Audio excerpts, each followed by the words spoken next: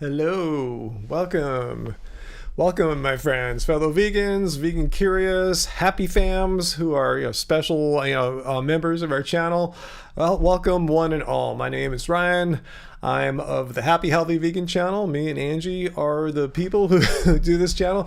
If you're new and if you're old and a long-time viewer, thanks for joining. Anyway, I want to say welcome. It's Friday evening, my regular Friday night live stream. I usually stream Fridays starting around 6 p.m. Pacific Standard Time. I'm a little early today. I was all ready to go. Why not start 6 minutes early?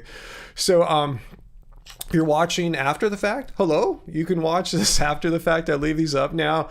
Just won't be able to ask a question and have it responded to in real time. That's the fun of these live streams. Amongst other things, I think we create a really fun and energetic and enthusiastic is the word I was looking for, vegan community.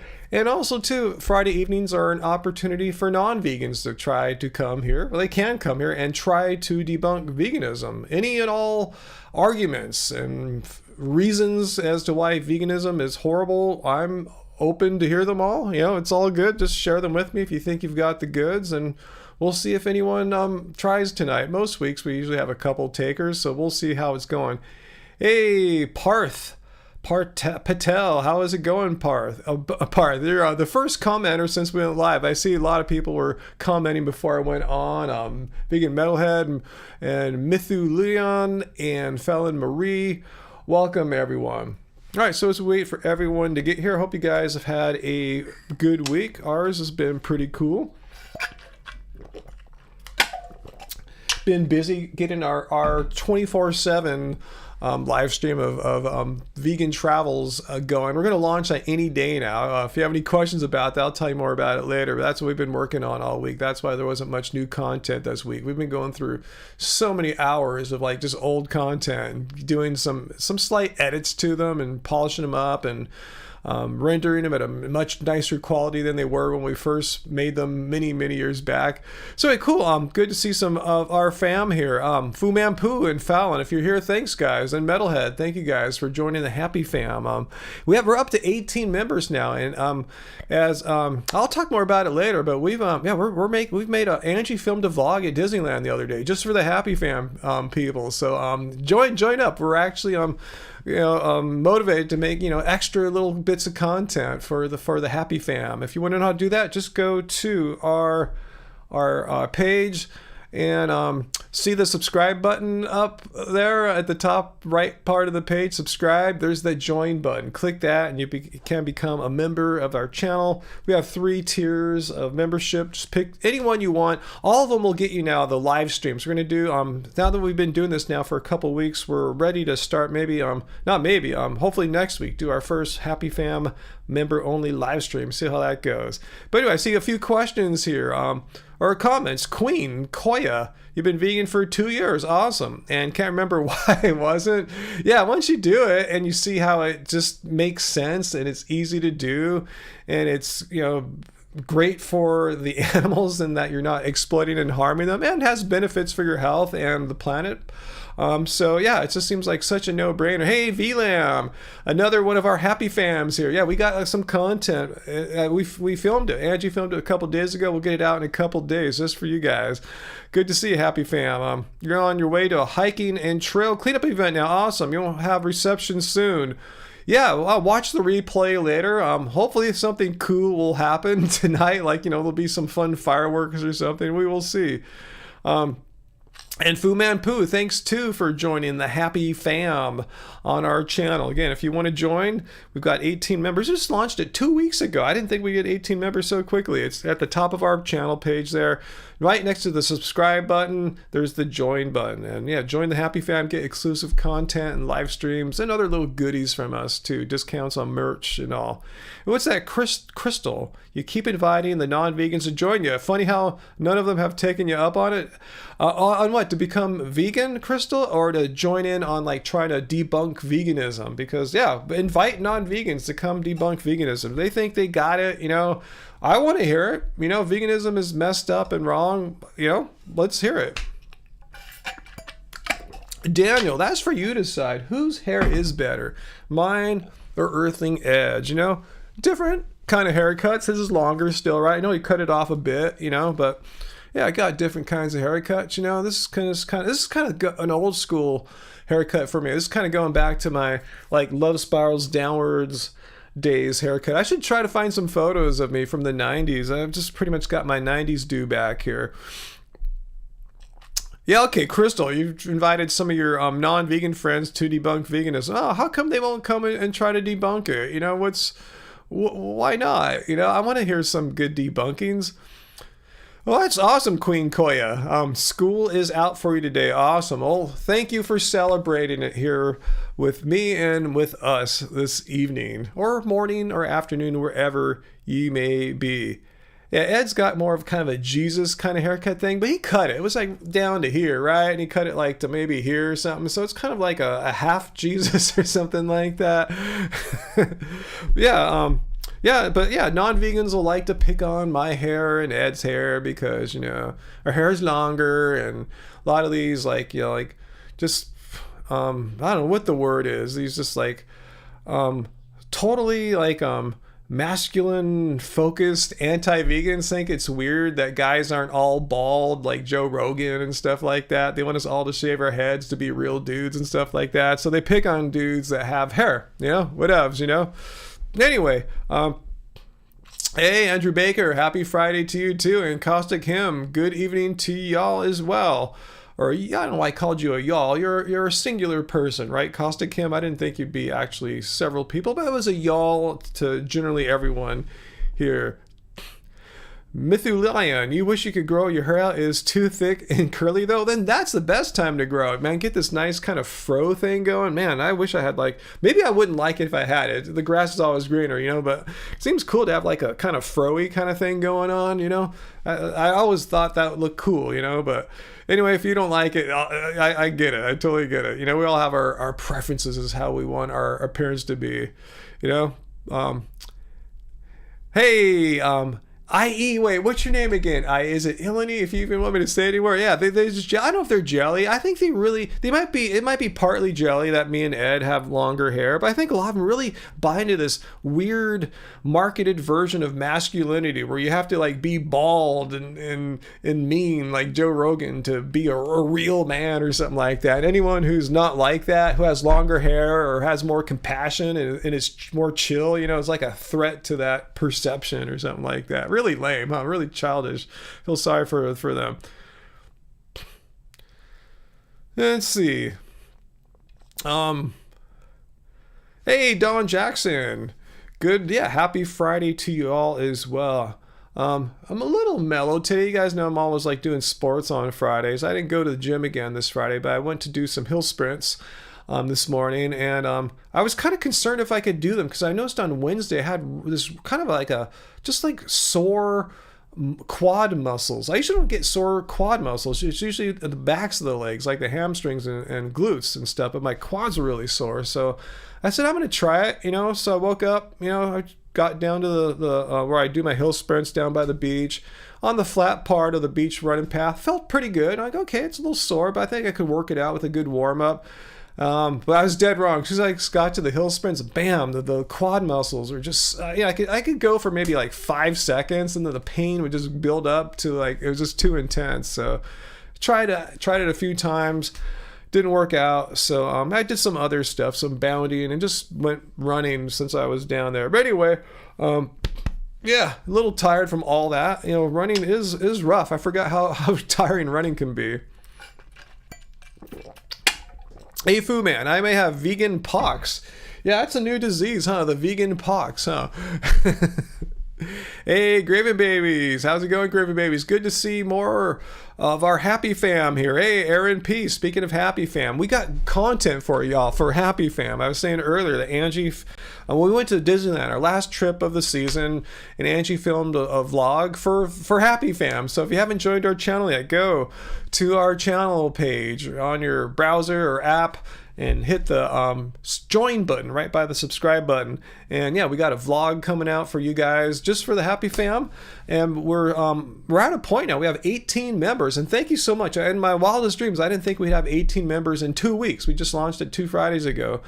So we have 18 members. It's time to start thinking about a live stream for Happy Fam. So we'll set up a poll on the community page, and get your opinions as to what's the best time and day for you. And I understand not everyone can make it, but it'll just be one of many, just our first one. So no worries. Let's see. I have vegan brain fog. Nice little tired from running. It's all good. Hey, Uncle is here. Good to see Uncle. So, any questions? Anyway, I think I want to mention Peter is not going to be here today. I believe this is the weekend of that Planted Expo in Vancouver that he's been telling us all about. Every week he mentions another guest that's going to be there. So I think we're going to be without Peter, a moderator, and Happy Fam. He won't be here today, but maybe he'll pop in. I told him, hey, let's just get some friends there at the expo and watch it all together. So anyway, let's see. All right, so anyone have any questions? We had just like one earlier, I think, just comparing my hair to Earthling Ed's. But yeah, any questions? And yeah, let me know if there's any non-vegans out there that want to try to debunk veganism, or if you're non-vegan and you don't want to debunk veganism, but you're just here because you're curious, you want to learn something, or who knows? Let me know if you're non-vegan and why you're here. And you're very welcome. I'm not questioning you or saying you shouldn't be here. I'm very honored that you're here to learn something about veganism and vegan diets and they're separate things, but we can share our experiences here with you. It's the Uncle. Yeah, we're speaking of which, yeah, that's why we didn't put out any real videos this week. We've been going through old content and kind of just making some slight edits, repurposing it for our all new 24/7, 24 hours, 7 day a week live stream channel, which we're just days from launching. I think I might launch it Monday. We have I don't know how much content, like 40 to 50 videos covering our lives here, from 2014 to just this year, all the not all, but a large amount of vegan travels that we've done. So I think we've settled upon the name California Vegan Adventures. So we still need to make a nice little pretty thumbnail for the artwork for that. So anyway, that'll be out really soon. Angie did tons of work all week. She is the primary filmer and editor of our travel vlogs, so she wanted another crack at them to polish them up a little bit for the channel. So yeah, so you've probably seen a lot of them if you've been watching our channel for the past few years, if you've been following our channel, but you probably haven't seen them all. You go back to 2014, like I said, so you can just kick back and just binge watch, or just see what's playing. If you've seen it, come back in the future. But yeah, we'll have a 24/7 live stream on our channel of a bunch of our travel content. So that's yeah, that's exciting, and we'll share more with you about that. Foo Man hopes that somebody flings poo. Yeah, I hope someone does fling poo tonight. That'd be kind of cool. Any new cookbooks in the work? Caustic Him. Well, not specifically. However, just like after when Angie finished her first cookbook, Keep It Carb Baby, she started compiling new recipes, and over a few years, there was enough to do another cookbook, and that's kind of happening right now. I didn't hear the sound notification. Did you guys hear that for the super chat tip there from Drunk Vegan? Let me know if you heard that, because I don't know if I was talking too loud, but I didn't hear it come through my speakers. So let me know if you guys heard Drunk Vegan super chat. You wouldn't hear text to speech, but you should hear like a bell ringing. Okay, you did hear it.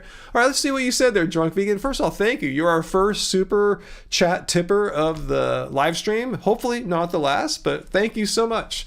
Okay, so in Game Changers, when they test the guy's action downstairs, okay, that's not really like a scientific experiment. It's just kind of anyway, let's see what you say. After eating the meat or veggies, how much does that mean saturated fat affects sexual performance in men? Does dark chocolate do that too from the saturated fat? That's a really good question. I'm not a medical doctor. I'm not up on the research on the correlations between dietary intake factors such as macronutrients or saturated fat, and how that affects male sexual performance. I will tell you this though. I remember when the Game Changers came out a few years back. I still know him, a friend at the gym. He played college basketball. We play each other pretty hard when we play. Anyway, he's older too. He's 47. So anyway, my point was, yeah, he was asking me a lot of questions after he saw the Game Changers, and I don't know what he's doing now. I haven't asked him. I did run into him at a vegan restaurant once before, actually, at Vin Loy. You know, Tracy knows that one in Cerritos. But anyway, my point, I'm gonna keep straying off the point. The point was, he said after he tried eating vegan for, I forgot how long, a few weeks, a month. It was a relatively short amount of time. He said he noticed he had more, sexual drive and energy and stuff like that. So I'm not sure what he was eating before that. I've been vegan so long, it's hard for me to like make any comparisons from the past. And plus I was much younger, 11 years younger back then too. It's much easier when it's only been like 3 weeks or something. So from that one anecdotal story from a friend at the gym who tried going vegan in about the age of 45 or 6, he noticed a difference. He noticed an improved difference when it came to whatever he's doing with his wife or girlfriend or whatever. So yeah, good question. But thanks for that, drunk vegan. As far as saturated fat, your question was saturated fat specifically.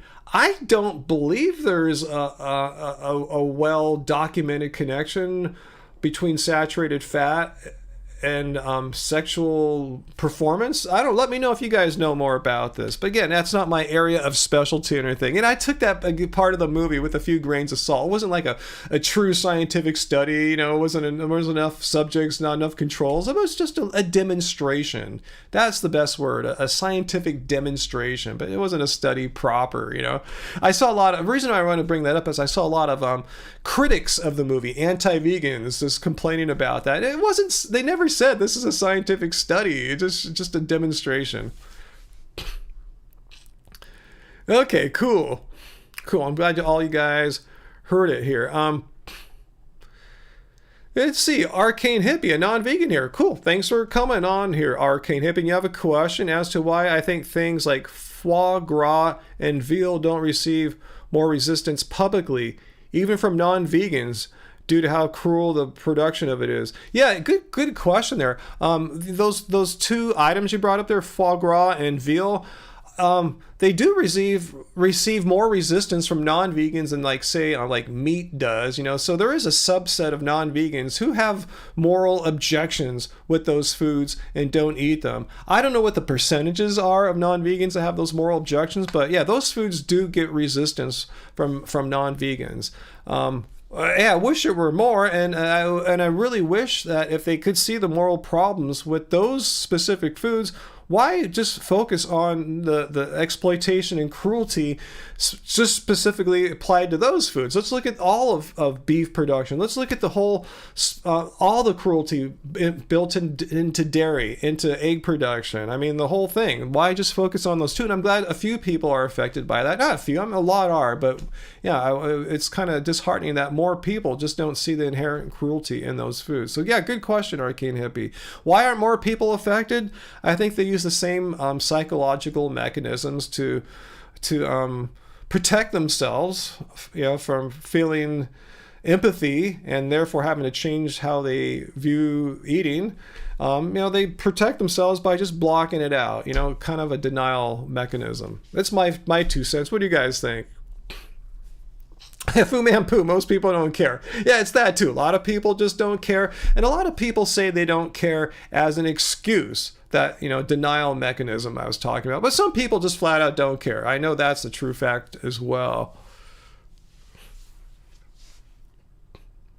Let's see. What did I miss there? Let's see.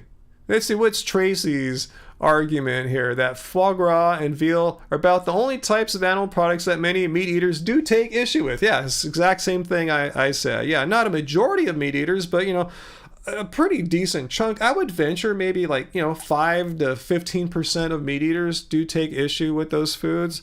I wish I could estimate those numbers were higher, but I don't think so.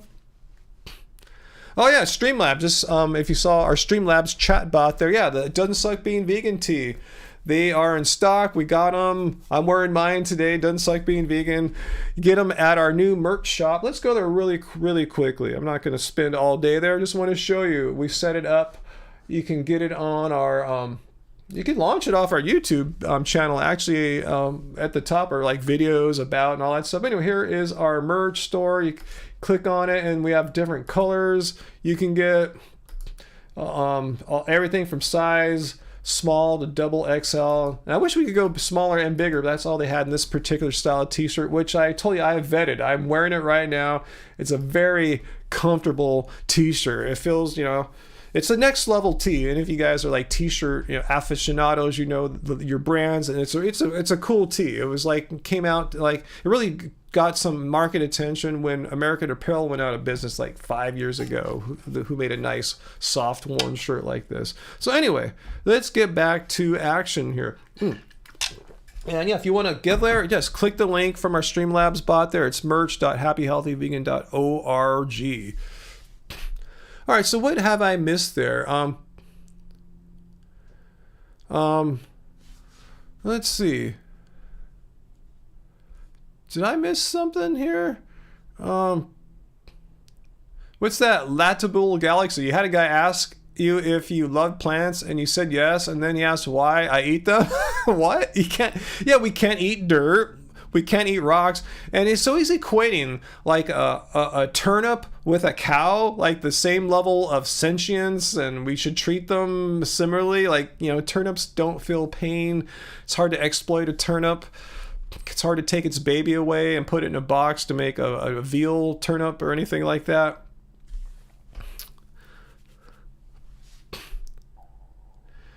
But yeah, Rod, what was the last time I made a non-vegan food by mistake? I honestly can't remember. It's been a long time. I remember one time I went to an Indian restaurant in 2012. We told them we're vegan. The manager knew that, but we ordered a mango latte. I took a sip, but hey, there's some dairy here, and the manager got pissed and yelled at his employee. And one time at a vegan, not at a non-vegan Korean restaurant, which has its own separate vegan menu and kitchen, they brought out the appetizer, which is called, is it called banchan? Forgive me if I'm screwing this up right now. Anyway, I could tell right off the bat there was some non-vegan stuff in there. And apparently, when we told the manager and the waiter we're vegan, it didn't get across. That message didn't get across to the server's helper, or whoever it was, you know, like a bus boy or person. So yeah, you just got to be careful. Powered by Plants. You guys told me about Earthling Ed's new clothing line, but I haven't checked it out yet myself. What do you guys think about it? Can it beat It Doesn't Suck Being Vegan? Let me know if Earthling's Ed's. I know it's a more complex line than just a t-shirt, but anyway. Punisher Bad. What's going on? Hey guys, am I evil? Hey, don't ask the guys. Hey, Punisher Bad, you have my attention now.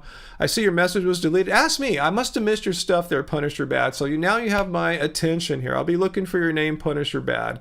What are you asking? What is the question you're asking, and why would you be evil? Just let me know. I must have missed something. So Punisher Bad, let me have it. You came here to talk to me, not to the crowd here. So let's hear what your thing is. I really honestly want to hear what you're saying here that might make you ask the chat if you're evil. Daniel, how good of a cook am I? Not really good. Angie is much better than I am. But yeah, I use her book and I'm able to produce something decently. You're talking about how I used to like veal. Oh, okay. No, you're not evil, because I mean, I used to eat meat and stuff, you know, a long time ago, and dairy, you know. I mean, we did it in our past and we're not proud of it. And it's all about what you can do from this moment into the future. So yeah, if you were not, most of us weren't raised by like vegan or vegetarian parents or anything like that. So we were all socialized into a very non-vegan life from childhood. So yeah, don't worry about that. Oh, and you fantasize about the taste. I mean, heck, you know, sometimes I'll think about jerky, but I just go and grab a plant jerky now, you know. Sometime in the past I used to fantasize about like, oh, I wish I could have some like Cherry Garcia, and they make vegan Cherry Garcia now, so you know. But I guess they want to make a vegan veal. I guess that's not going to happen. No, that sounds pretty like not going to happen.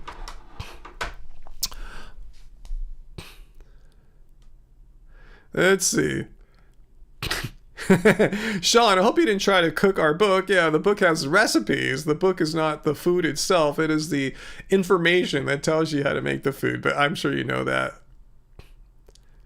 Yeah, Dr. Bear. Hey, good to see you, Dr. Bear. But Dr. Bear, another one of our 18 happy fams. There's nothing evil about having cravings. You can't control your cravings, but you can control your actions. I couldn't have said that better myself. Yeah, spot on there. Yeah. You can't control cravings. You can't control if you dreamed about eating something. You can't control those things, but you can control what you do now in your life. Unless you're in a weird situation, like your plane crashed in the wilderness or something like that, and barring some really bizarre, life and death kind of situation, yeah, you can control what you're doing right now.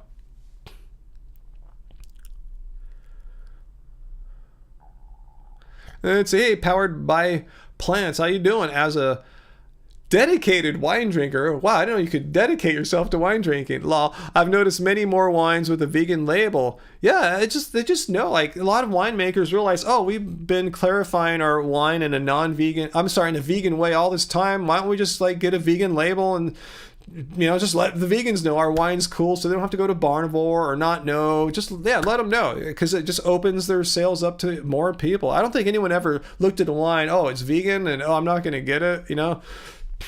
Well, maybe some really hardcore anti-vegans would do that, but they're the minority, and they're losers. I haven't seen the Beyond Jerky yet, Crystal. Yeah, who has seen the Beyond Jerky? And if so, where are you? Where do you live? Like what country or what state in the United States? Because I haven't seen it yet. Oh, Tracy's seen it? Maybe I'm not looking for it. Yeah, I mean, I was at Whole Foods a few days ago or last week. I didn't notice it when I went past the jerky aisle, but I wasn't really looking for it.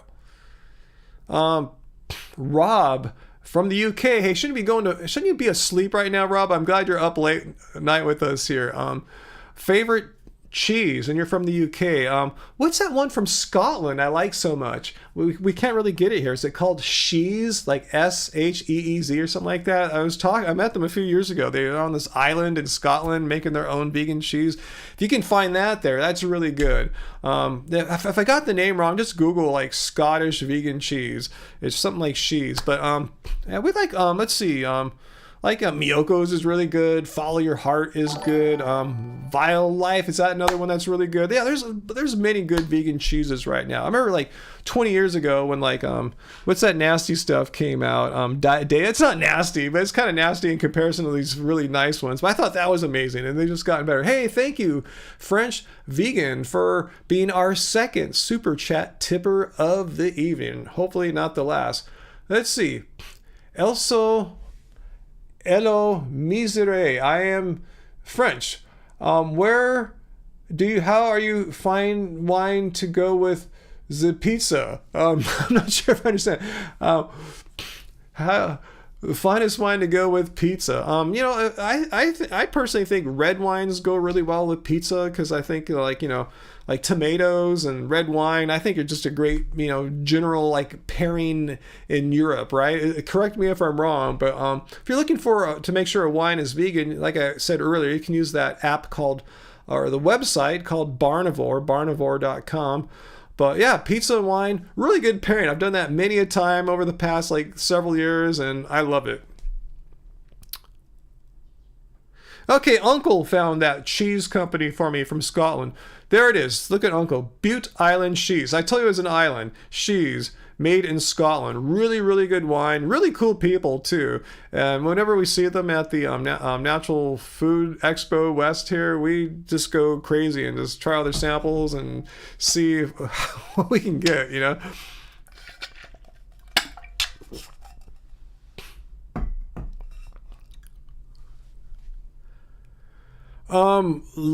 Runner. Okay, asking a nutrition question. I'm not a nutritionist. I'm not a doctor or anything like that. I've never heard of carnosine. Carnitine? Is that like some kind of meat thing? Are these essential nutrients or something like that? Creatine, I've seen that because of, of bodybuilding and weightlifting supplements. So you can take that if you are looking for that. But so does anyone know? I mean, are there vegan supplements if you really need those carnosines and carnitine things. Someone let me know down there. I'm telling you, I've been vegan, as the title says here, 11 years. I've not supplemented with those things, and I think I'm doing all right. I work out every day, exercise in some form every day, and the vast majority of the days I'm doing some kind of weight training. Today was an exception. I went hill sprinting, which is a kind of weight training of sorts. You're kind of using gravity and using your lower body to propel you up a hill as quickly as you can for about 12 seconds. But yeah, doing okay. I'm not deficient in anything. If you want to see my blood test, who was asking that again? Like Runner 20. I can give you my blood test, and let me just put it up here. Instead of asking you, I will just be proactive here and give you. Let's see, where's my blood test at? YouTube. That's where I need to go. YouTube, and search for blood. And you can check out. I've been putting blood test results up here since we started our channel many years back. Who else has done that? Has Joe Rogan been doing that, or any of the carnivore guys? I don't know too many who have, vegan or non-vegan, but I love getting my blood tested. I really do. I love them drawing the blood, the whole process. So anyway, check out my blood test. Not deficient, doing fine. I'm even, my cholesterol is higher than many other vegans too. It's like 170 something, and the LDL was a little bit over 100, So anyway, yeah, I'm not deficient in cholesterol if you think cholesterol is something really important to have. But anyway, yeah, check it out down there. Okay, Tracy has a cheese suggestion there. If you want to indulge, because it's pricey, Shri Mu is delicious. It's only available by subscription or direct order, made by, oh yeah, I know the name, Julie Pite, a Rich Roll's wife. Oh, I didn't know they expanded into a boutique cheese biz. Wow, cool.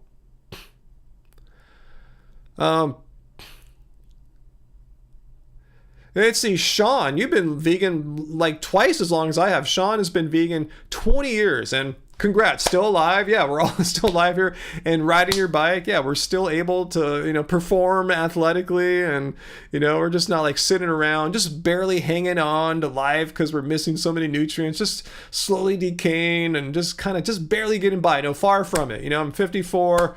I'm stronger than I've been in my life, more athletic probably than I've been since I can remember, since I've been playing basketball. Hey, Power Replant, you've been biking a lot lately. Awesome. Yeah, biking's fun. I feel great, but Mike, the bike needs a tune-up. Yeah, it's cool to get your bike worked on every once in a bit. Yeah, definitely put in the money. Keep it going. Make sure it performs well for you. It doesn't fall apart or anything on you.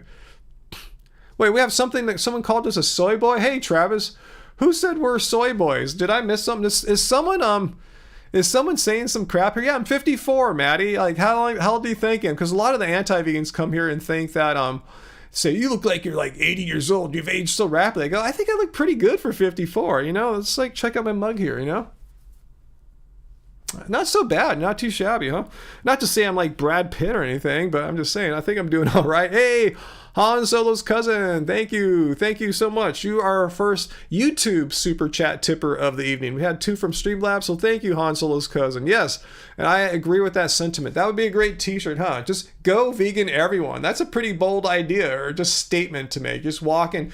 Just in it, you say it in the affirmative tone, the affirmative verb form. Go vegan, everyone. Just telling them, not putting it out there as a question or anything or conditional thing. No, go vegan, everyone. Yeah, I agree with that sentiment.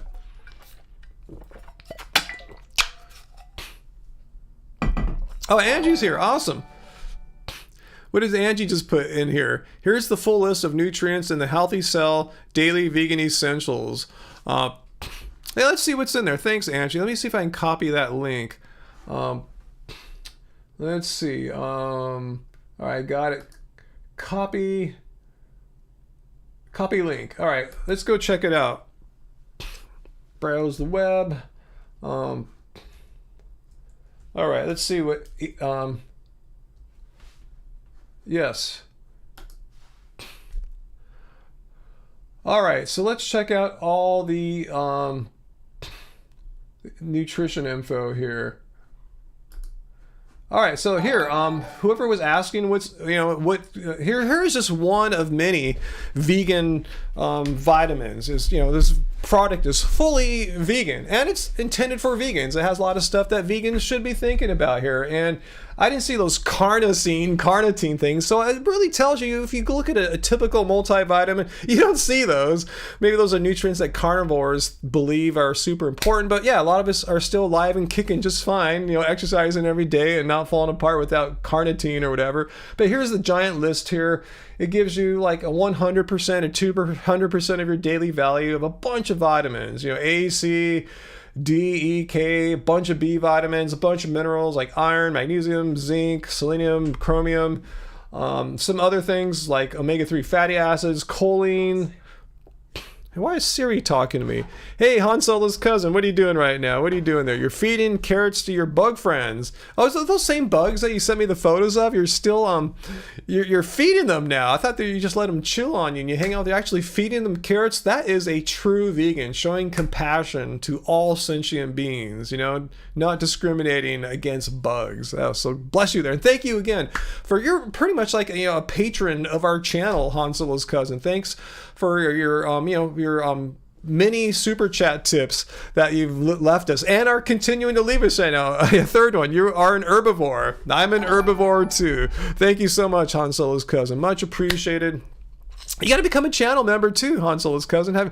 I'm surprised you haven't done that yet too, Han Solo's cousin. Not to like get an extra buck out of you or anything like that, but it's just so cool because we're going to do, Angie's made a vlog. Oh, she's editing a vlog that we made at Disneyland Thursday night, just for the Happy Fam. If you want to know what that is, again, let's take a quick look at quick look at our channel. Just go to the top of our channel, see the up top right, there's the join button right next to the subscribe button. Just click that and you'll see the different levels of membership. Hello, thanks for considering being a member of our channel. Look down below and you'll see the 3 tiers. Yeah, we got like live streams we're gonna do for Happy Fams only, and yeah, just check it all out. We got some bids for y'all. So anyway, let's get back to your questions here. Was someone trying to debunk veganism? Because I saw some comments from you guys that I didn't fully understand. Let me know, guys. Is someone here right now trying to debunk veganism? And if so, is it about the nutrients or what? Because I totally missed out what was going on. Hey, Lynn, speaking of Happy Fam, good to see you here, Lynn G. Yeah, if you're Happy Fam, you get the special like green text on your name and those badges. And you could use some of the special icons that are emojis that Angie made as well.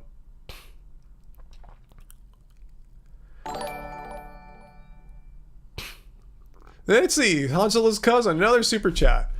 You are a true ethical vegan, just like you and my bug friends. Thank you. Yeah, definitely. Yeah, we haven't gotten to the point of like the definition of veganism yet tonight. I have not yet had to show the definition. Yeah, veganism is at its core an ethical stance against animal cruelty. It's not a diet, even though there is a vegan diet, but we eat a vegan diet because of our ethical stance. But maybe we'll get to that in a little bit. Graven, I do have a troll. Who is the troll? Let me know who. Maybe they're not a troll, but maybe they're just an anti-vegan and they're not trolling, but they might have troll. I don't want to assume guilt or anything like that. So let's see if you have a question. I don't want to like turn you off if you're here really to just try to debunk veganism. So let's see. Who is it? Loso. Okay, Loso. You got my attention now, Loso. What is your question, Loso? Ask it to me. I must have missed it. So ask me your question now, Loso. Just pretend we have a blank slate, hit the reset button. None of us saw anything you've said yet, because I didn't. So Loso, tell me, what is the question? What is the problem with veganism? I really would like to hear it, in all sincerity. Han Solo's cousin, if you think racism is wrong, go vegan. Yeah, there is a definite, thank you for the super chat tip there once again, Han Solo's cousin. And there is a definite connection that I have personally called attention to between racism and veganism. It might not be the one that you're thinking about there, Han Solo's cousin, but a lot of you guys may have noticed that just because of the fact of not the color of your skin as in racism, but because of your personal dietary choice, that there are groups of people who hate you. There are groups of people who discriminate against you only because of something, a decision you made for yourself. You know, it's the same thing as racism. Just because of like the color of the skin, your skin, or your cultural heritage, or the country you're from, people dislike you and hate you. So it's a strange thing. A lot of you guys who've maybe never experienced any kind of racism before perhaps may now know a little bit of what it's like, that people will dislike and hate you and discriminate against you just because of something about you that is irrelevant to them. You know, like you know, what country you're from is irrelevant to someone, and what your dietary choices, like, why do they hate you because of that? But yeah, thanks again for the super chat tip there, Han Solo's cousin. I keep missing your messages. Okay, let's see what's going on here.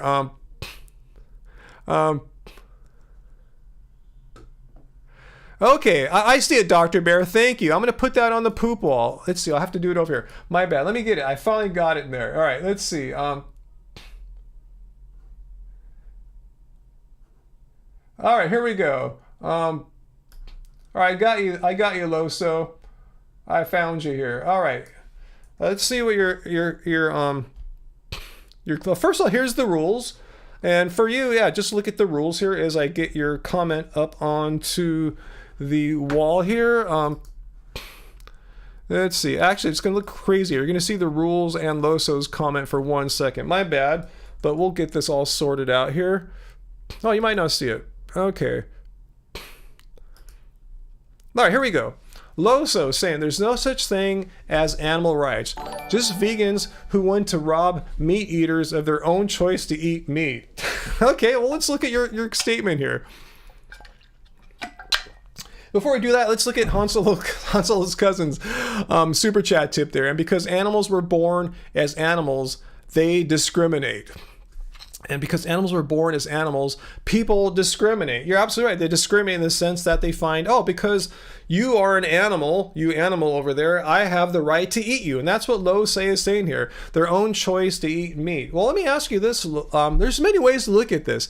Animal rights is something either you believe in or you don't. I mean, do you believe that animals have rights? Do you believe that animals are like devoid of right? They're not the kinds of creatures or biological entities that deserve any rights. Like, say, if you believe that, means I could go up outside in the street, next person I see walking a dog, I can kick it or hit it over the head with a baseball bat, and that would be morally justifiable. The owner would have no reason to get mad at me. Onlookers wouldn't be shocked, like, wow, what a psychopath nut. Police wouldn't be called because animals have no rights. There's no harm occurring whatsoever there. So would you agree with that, Loso, that, you know, animals don't deserve any rights, and therefore you can go and harm any animal as you please? Would you take it as far as that? Or are you going to fine tune and say animals have some rights? Because you said there's no such thing as animal rights. So it sounds like you're making a sweeping claim that animals deserve zero rights. So let's see what Loso says.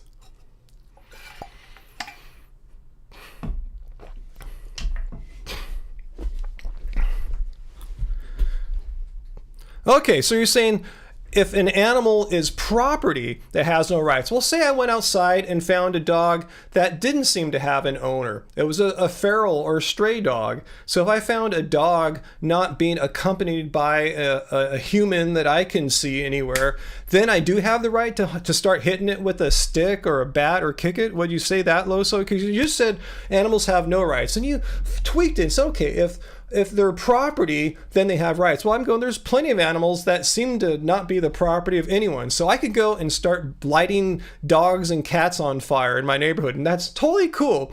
People wouldn't look at me weird. I wouldn't go to jail, and I wouldn't be committing any kind of immoral act, let alone illegal act. So you're saying that's totally cool. As long as the animal appears to have no owner, we can kick it and beat it and do what we want to it as far as harming it goes.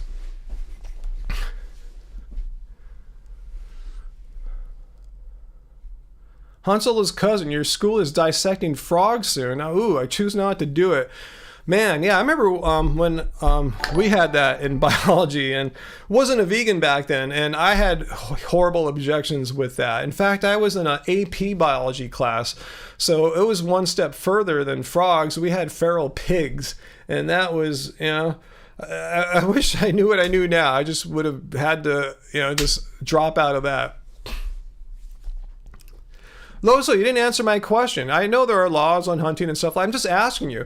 If an animal is not property, then I could go out and harm it, and we could all go harm it. If we see a stray dog or a feral cat, you could light it on fire. That's totally cool? Is that what you're saying? Because that's what you sound like. You said animals have no rights, and now you're saying, well, if they're property, they have rights. Well, I'm going, how about animals that are not property? Johnny Boy, can we get an updated blood panel? Yeah, it's been, I got my blood tested around a year ago. I think about 13 months ago. So yeah, it's time. I want to go get my blood tested soon. I tell you, I love getting blood tests, and you guys will know for sure when this happens. And Johnny Boy points out that people used to be property. I realized that too when he said the property thing. So yeah, I didn't want to go into that area. Ooh. We got two super chat tips at once. Han Solo's cousin and then Lynn's here, which is text to speech. I didn't want drunk vegans and Han Solo's cousin's tips to get lonely. P.S. Hi to Mr. Nut Buddy. Thanks so much, Lynn G. You're our first speech to text super chat tip of the evening. If anyone wants to know how to do that, it's use Streamlabs, which we have the bot our Streamlabs bot, make it paste in the link into the chat, and it's pinned up top. I have a message you'll see it at the top of our live chat here, pinned at the top by Happy Healthy Vegan. It gives you the link to our Streamlabs. And Han Solo's cousin, thanks again for donating. And yeah, I'm with you. Don't do the dissection. Yeah, they should give you an alternative. Say I'm a moral, ethical vegan. If any of you other students out there are forced to do something at school which violates your deep moral principles, say I've been a vegan of X amount of years, which means it's not a diet, it's an ethical stance against harming and exploiting animals. This is inherently exploitative. I just can't do this. Is there anything I can do? Is there something I can do online, a virtual dissection maybe, or some other alternative other than touching once living, breathing animal? So good for you. Good for you. I'm glad you got out of that, Han Solo's cousin. Awesome. Let's see, Sean, your blood tests always turn out very cool. 20 years vegan. Yeah, mine the whole time from year 1 vegan to year 10 vegan. Good blood test.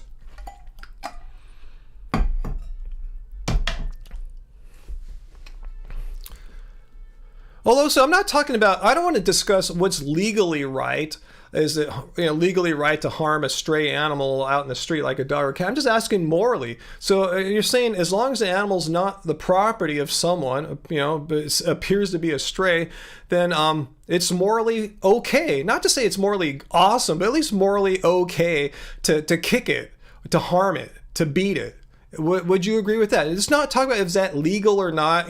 That's not even the issue, because veganism is not about what's legal or illegal. Veganism is about a moral stance against animal cruelty. So you're saying as long as the animal doesn't appear to be property, we can kick it, we can hit it with the stick. Let's see, Professor, thanks for sharing that, because it was the 1980s when I was in AP biology. A lot has changed. We didn't have, there was one Apple II computer in our entire classroom, and it was our teacher's computer, so it's not like nowadays. There are plenty of virtual dissection programs. I figured as much. Really top notch. Good to know that. Thanks for sharing that, Professor. Good for you, Angie. Yeah, just run out. Say F this S. F this S.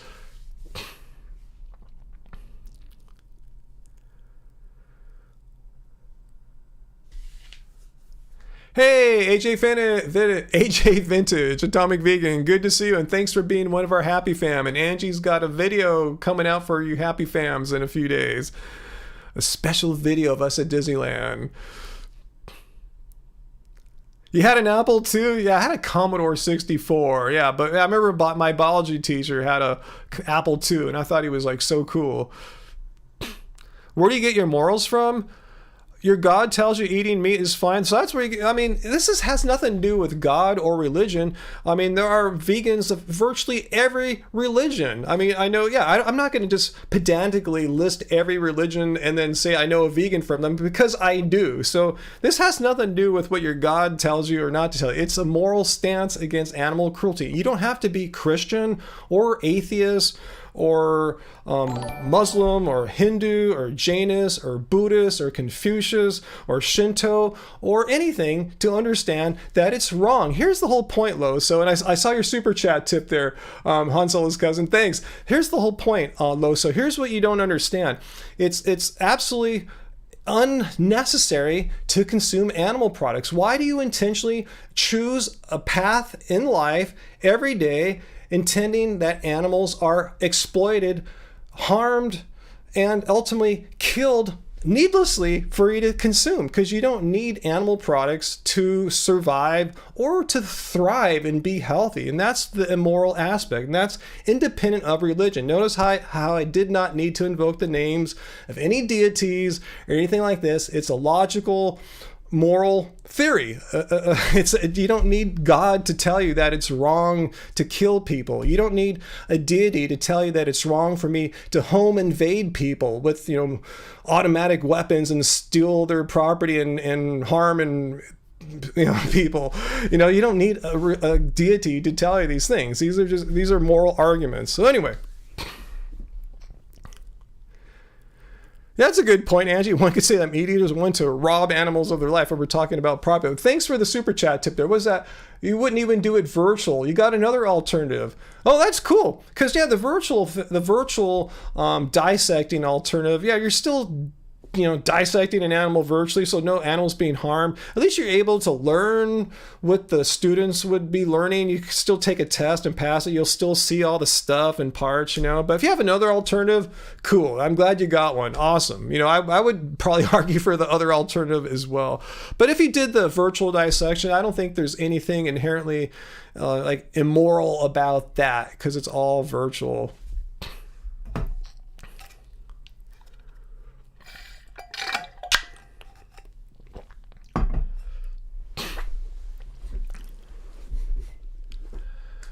So where is Loso? Absolutely, you need God to tell you that. Science says there's nothing wrong with these things. Why do you need God or science? Who gets their morality from science? And here's the thing, you can be of any religion or an atheist to know it's wrong to harm another person. Would you disagree with that? You're saying atheists or Buddhists have no way to justify that it's wrong to hit another guy in the head with a stick? You're saying that you have to be Christian to be able to understand that it's wrong to harm another person by hitting them in the head with a stick or shooting them. You're saying Christians are the only people that can understand that is wrong. Let me see, because we're straying off the whole topic here, because I'm saying you don't need to have any God, but you can be of any religion and understand that it's wrong to harm animals. I'm asking you, Loso, why do you intentionally want to harm innocent beings? You just don't care about them, right? Just be honest here. Why do you intentionally force animals to die for you? Are you so freaking awesome that animals should die for you? Like they're better than you? They should die for you because you don't need to eat them, is the whole point. Anyway, Han Solo's cousin, you got to go. Bye. Well, thanks for your super chat tips there. I appreciate it. Helps keep us going. And be vegan, everyone. I'm going to make that t-shirt. Be vegan, everyone, says Han Solo's cousin.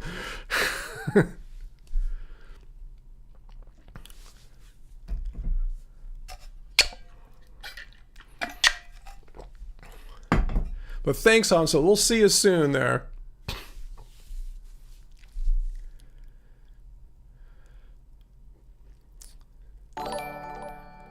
Oh, and Drunk Vegan, another super chat tip there, Drunk Vegan. I'm asking a question about vegan gains. I don't want to get in trouble here because I don't watch vegan gains, so I don't know what's going on. How do you think vegan gains can keep up his cynicism? Well, that I can comment on. I think his personality is what it is. I don't think he's going to all of a sudden become like this super hyper optimistic, lovey-dovey kind of guy, warm and fuzzy. That's just not him. And I'm not saying that as a criticism. I'm just saying objectively, that's not really his personality. It's more on the cynical side. Do you believe he's going to be faced with the decision soon of what kind of man he wants to be? I think he already knows who he is. Again, I'm not speaking bad or good. I'm just trying to speak objectively here. And he's being him, for better or for worse. And some people like his kind of personality and activism, and others are turned off. And everyone is welcome to have their own personal reaction or opinion. Same with me. A lot of people like how I do things. A lot of people think I'm a horrible vegan activist. So, everyone has the right to, like who they like. And everyone has the right to be who they want to be. Even Loso here thinks he has the right to eat animals, even though animals didn't have no desire to end their lives. Think about it. No sentient being wants to end their life so that another sentient being can eat them. Think about that. So why does Loso feel he has the right? Oh, I know why. Because he's going to use this illegal use of religion, invoke the name of God, like God commands me to eat meat. No, your God doesn't command you to eat meat. Don't use your religion as a justification for an immoral action. That is just low and sick. And the reason why I say that is because there are plenty, I know plenty. Who is Christian right now and is vegan? Just pop up. I know you guys are out there. I mean, I say you don't need to be of any religion. I know I have right now as we speak, we have a Satanist vegan on right now. You're speaking with a Buddhist vegan. There's Christian vegans. So don't invoke the name of a deity to justify the committing of an intrinsically horrific and immoral action.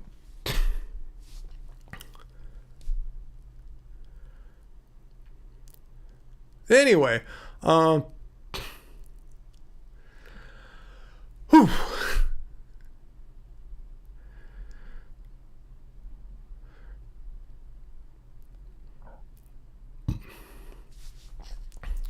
All right, so anyway, so Loso does understand that animals don't want to die, but Loso thinks despite the animals not having a desire to end their lives for Loso's meat-eating pleasure, despite that, he actually or she just simply doesn't give an F and says, I'm going to eat you because I'm going to arbitrarily pull the God card out. God commandeth me to eat meat, which is complete nonsense. If so, how come I know so many Christian vegans? It's ridiculous to invoke God as a justification for an immoral action.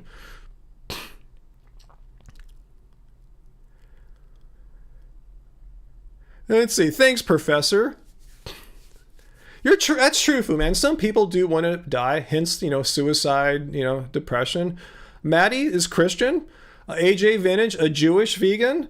We have atheists, Satanists. We have everything represented here. Fu Man, Christian. I'm the Buddhist I'm referring to here. I mean, you can be of any religious background. You could be an atheist. It doesn't matter. It's a moral stand. It's like this. I think Loso doesn't really understand what veganism is. It's just the same kind of principle that most of us have, that it's wrong to kill a human.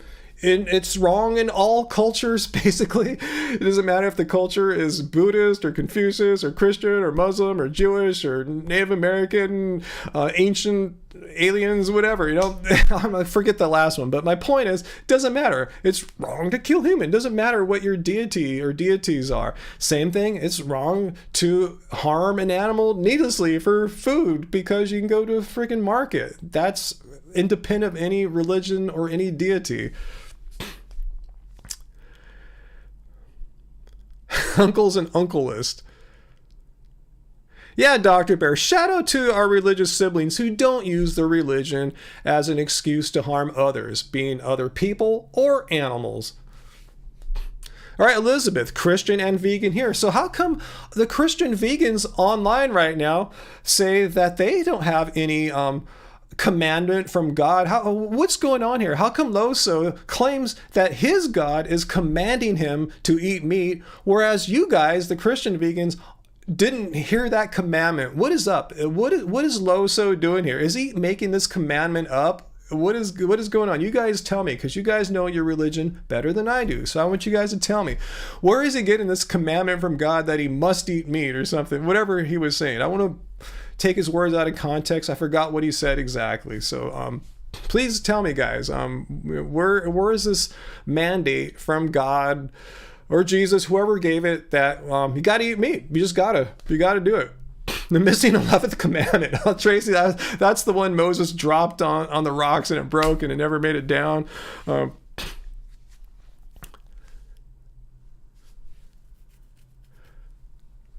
Oh, so I missed your Streamlabs tip again? My bad, Dr. Bear. I apologize deeply to you, Dr. Bear, because I think this is maybe the third or fourth time I missed one of your Streamlabs tips there. I don't know why it always happens to you. Maybe because you're special, I like you, and it just happens that way. But anyway, what's it say about certain religious people when they claim they can't be moral without a God? That frightens me, actually, that reasoning. The rest of us know how to not harm others without any kind of God or anything threatening to send us hell. Yeah, I mean, how come atheists don't all run around the streets killing people and, burning crap down? And, I mean, you can if you're an atheist or a Christian. The thing is, yeah, you don't need religion to have understand what is right and wrong. I mean, not to say religion cannot teach you things about right and wrong. That's part of the instructions of religion, but you don't need to be of any religion to understand right and wrong. I mean, that's just a horrible argument, because if that were true, yeah, people not of that religion, say Christians were saying that, for instance, then the vast majority of the planet would be running around just killing each other and all mayhem and chaos, and it's not like that.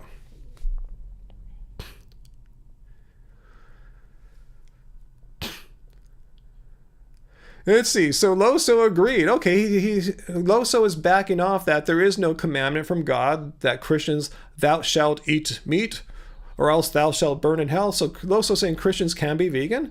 It's evil to force and shame meat eaters to stop, though.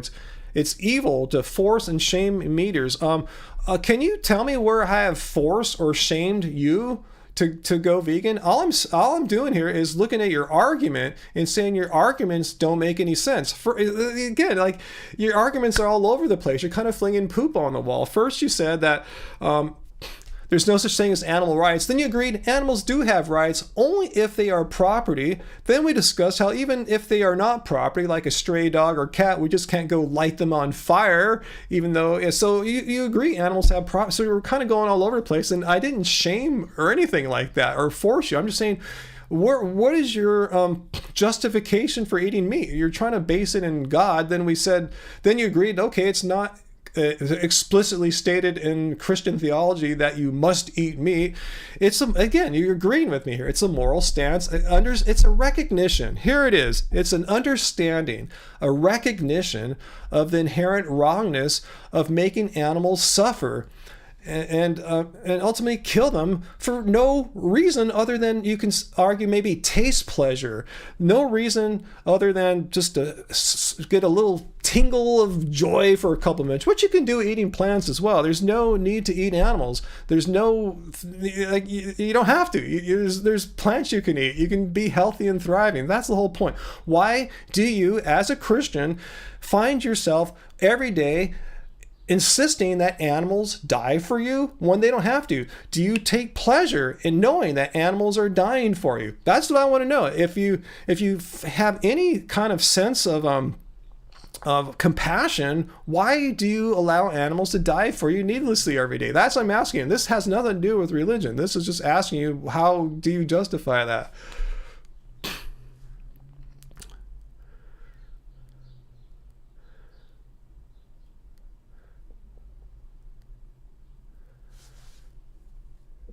What's that, Tracy? You're all for using a celebrity's voice to promote plant-based products to make them more mainstream. Yeah, totally. Every Beyond Burger eaten is one less animal killed. Yeah, absolutely. Yeah, not to say I agree with fake meats and all that stuff, but yeah, I'd rather have someone eat a Beyond Burger than a cow like Loso wants to do here. Loso, there's no evidence that a completely meat-free diet is optimal for all humans. Is that your opinion? Do you have any facts about the matter? Here's the whole thing, Loso. Let me just back up and explain for you why this whole optimal diet thing is nonsense. Let me just back up to square one.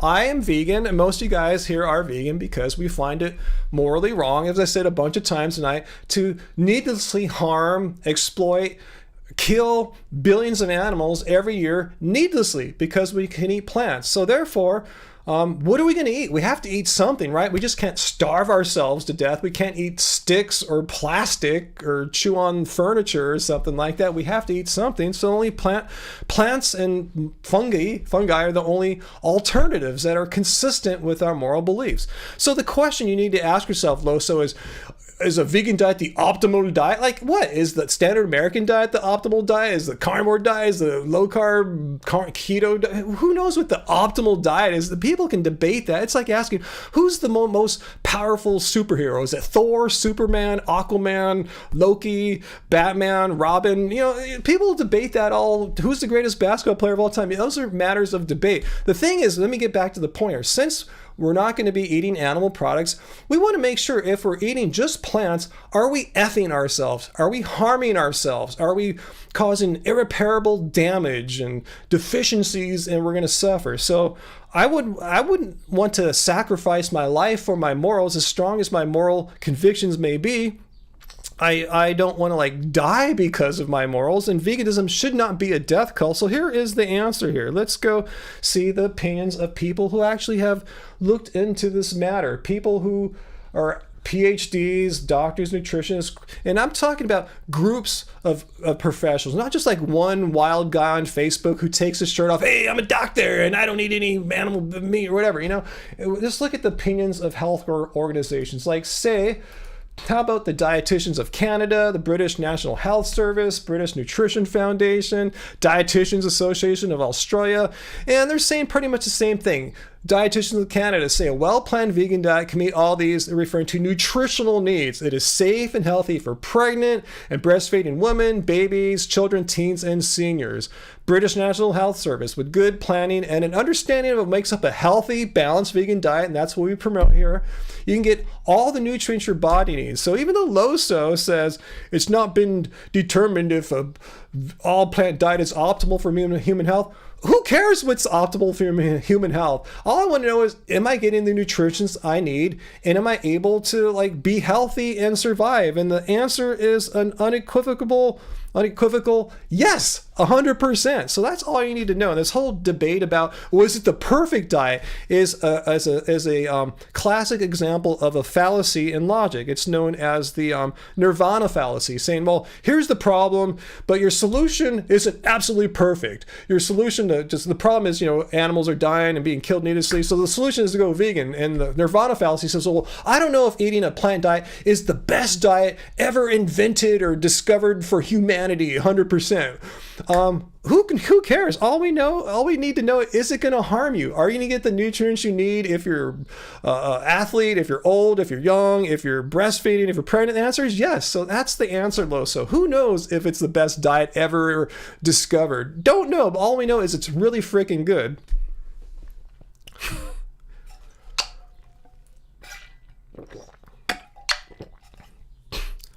Loso, well, if you know what's optimal for human health, you must know something that pretty much no other human knows, because there is no, if you Google like optimal diet for human health, you're not going to find the optimal diet for human health. There's many, there's varied opinion, vastly varied opinion onto the matter. So, you know, if that's your goal, is to find the optimal human diet, you know, you're going to be chasing, you know, windmills for the rest of your life, because it's like arguing who's the best superhero in Marvel. Is it Thor? Is it Loki? Is it the Black Widow, Shang-Chi? You can just debate that all you want, you know. So here's the whole thing. The optimal human diet is brought up only as a distraction so that people will say, oh, I don't know if it's the perfect diet, so therefore I won't go vegan.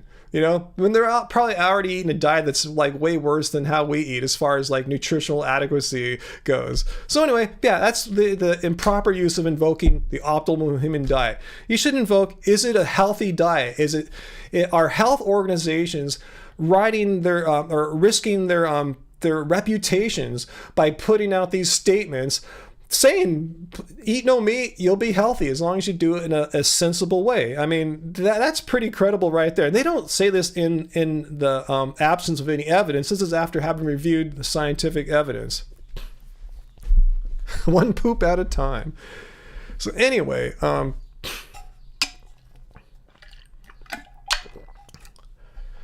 Although, so you don't know if your diet's the optimal human diet. So no, what do you mean? So you're saying just because I don't know if the vegan diet is the most perfectly crafted diet for humans ever conceived, that I shouldn't report it as being good for all people? No, I'm not reporting it good for being all people. These people are. If you want to see another another position here, let's look at get your drinks out. Get your drink. Take a drink, guys. A position of the Academy of Nutrition Dietetics say very clear. It is the position of the Academy of Nutrition Dietetics that appropriately planned vegetarian, including vegan diets are healthful and nutritionally adequate and may produce health benefits for the provision of treatments of certain diseases. These diets are appropriate for all stages of life, from before you're born to old age. They're appropriate for athletes. And also, Loso, does your diet actually help reduce the risk of the leading causes of death? We're talking about heart disease, type 2 diabetes. I think an optimal diet should address those leading causes of death, because the vast majority of people walking on this planet are going to die of these leading causes of death, as opposed to a car accident or something like that.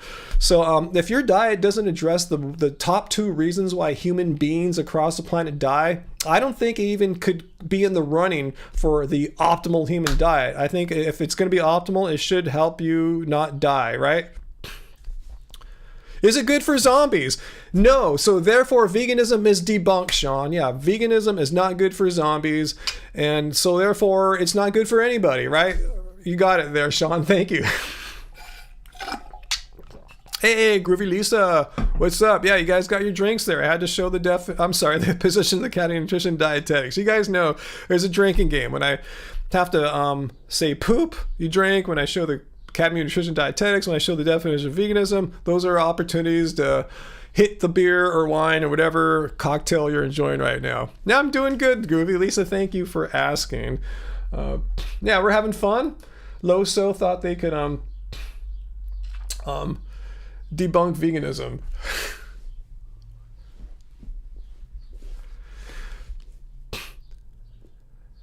What's that, Dr. Bearer? That Loso. But the rest of us are just fine eating plants. Why are we so awesome that thousands of sentient beings can live, so maybe we can live a year longer? No evidence that would even happen, huh?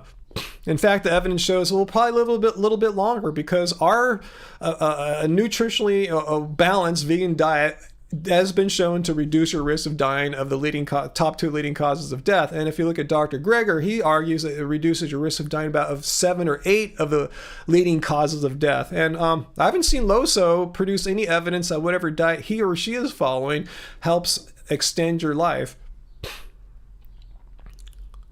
You have a hunch.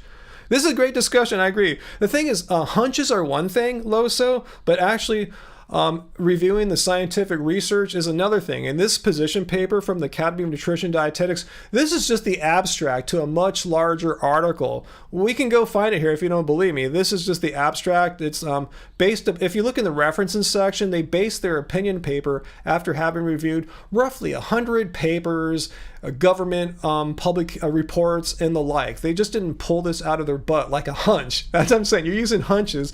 And this position paper was arrived at after having reviewed the best and most current scientific literature that they had at the time when they made this statement.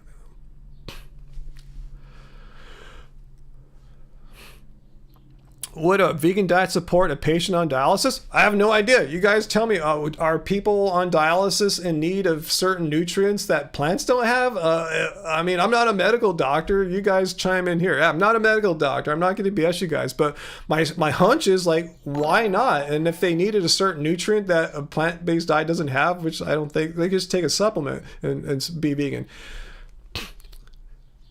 Okay, Dr. Bear, you had a typo. I'm sorry to make you do another super chat tip there, Dr. Bear. You had a typo in your original comment. You meant, why should millions of animals have to die for us so we could possibly live like a year or so longer, even though there's no evidence of that? Why are we so special? Yeah, I'm saying, I agree with that first. Yeah, first of all, there seems to be no evidence that eating a Loso's diet, whatever that may or may not be, it will extend your life. But let's say it did. Let's just give Loso the benefit of the doubt here in this thought experiment that whatever diet he's proposing, you'll live a year longer or so than than like, you know, a diet like you know, a well-planned vegan diet. So you're saying, why should millions of animals have to die for us so we could possibly live like a year or so longer? That's a good point. Even if you lived a little bit longer, how does that justify the killing of billions of animals every year? Good point.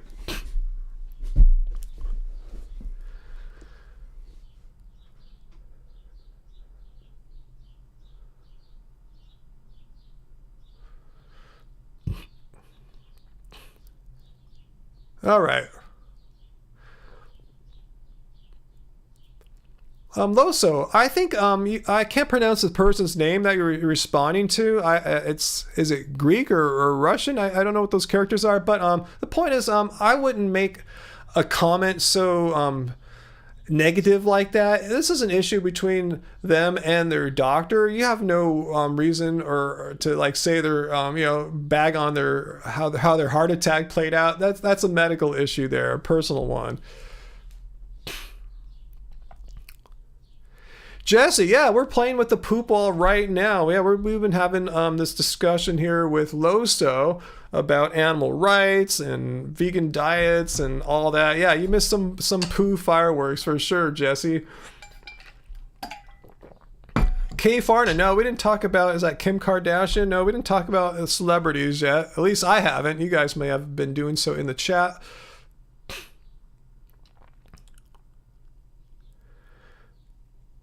But yeah, Loso, good point, Graven Bears. I always have to bring back what veganism is. And I said it before. Let's just go look at what veganism is and is not. It's not a diet. You can have a shitty, crappy vegan diet. You could eat Oreos, potato chips, greasy, high saturated fat chips all day and be vegan. You know, so yeah, vegans can live a short life if they want to just smoke all day and eat Oreos and saturated fat. They can totally be an unhealthy vegan. There's nothing inherently inconsistent with the morals or principles of veganism and being unhealthy AF. But look at here, this is what veganism is. Like I said, it's a moral, ethical stance against animal cruelty.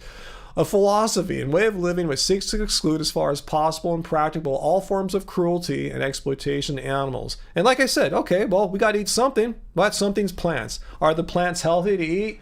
Well, according to people that know much more about this stuff, yeah, plants are quite healthy to eat. So that's veganism in a nutshell. It's a moral, ethical stance. Got to eat plants. Are plants healthy? Yes. Yeah, Dr. Bear. Yeah, I see what Dr. Bear's explaining to Uncle there. Yeah, in debate or philosophy, it's a good technique to say to grant what your opponent is saying. Just assume it to be true. Give him the benefit of the doubt and say, even if your argument were 100% true and were perfect, you're still wrong, and here's the reasons as to why. It just makes your refutation that much stronger if you grant them everything that they're arguing for and still show that their argument doesn't do what they think it does.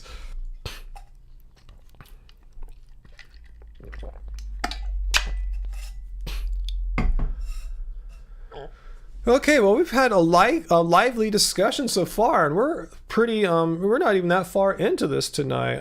Actually, let me do something here so I'm not as bright on the right. Yeah, see, I told you, Loso, not to bag on the person who brought up that they had a heart attack. Yeah, this is Loso. Not me, but this person has a cholesterol issue that is genetic, which I think mine might be too. Why is my LDL a little bit over 100 when it should be a bit below as genetic? The cardiologist said a healthy diet contributed to your survival and recovery, meaning with a genetic condition that raises your, I assume, LDL cholesterol. If you had been eating a high saturated fat diet rich in animal products, odds are when your heart attack happened, you would have been in a way worse position as far as being able to survive and recover from that. Am I understanding what you're saying there? And for Loso, just to like be flippant and dismiss that and say it's haha, poo poo. Let's see, here I said don't do that because there's probably a very plausible explanation for this. Hey, Corvid Moon, good to see ya.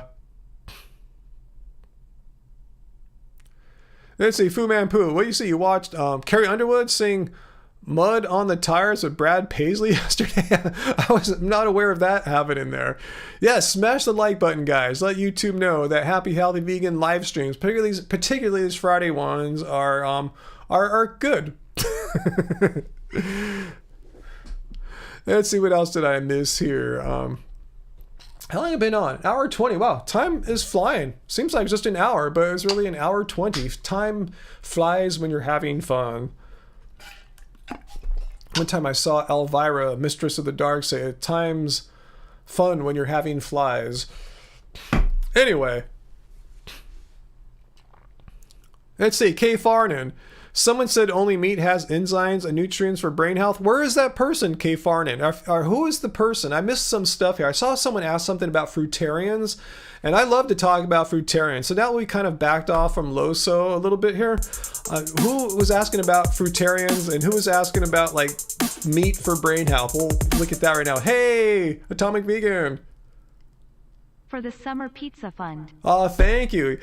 Thank you, Atomic Vegan. Yeah, much appreciated. Yeah, we're kind of switching our Friday night, like if you guys buy us food, from pizza over to burritos. Angie, doesn't like to process too much like tomatoey, acidic-y stuff like after like 9 or 10 p.m. Too close to bedtime.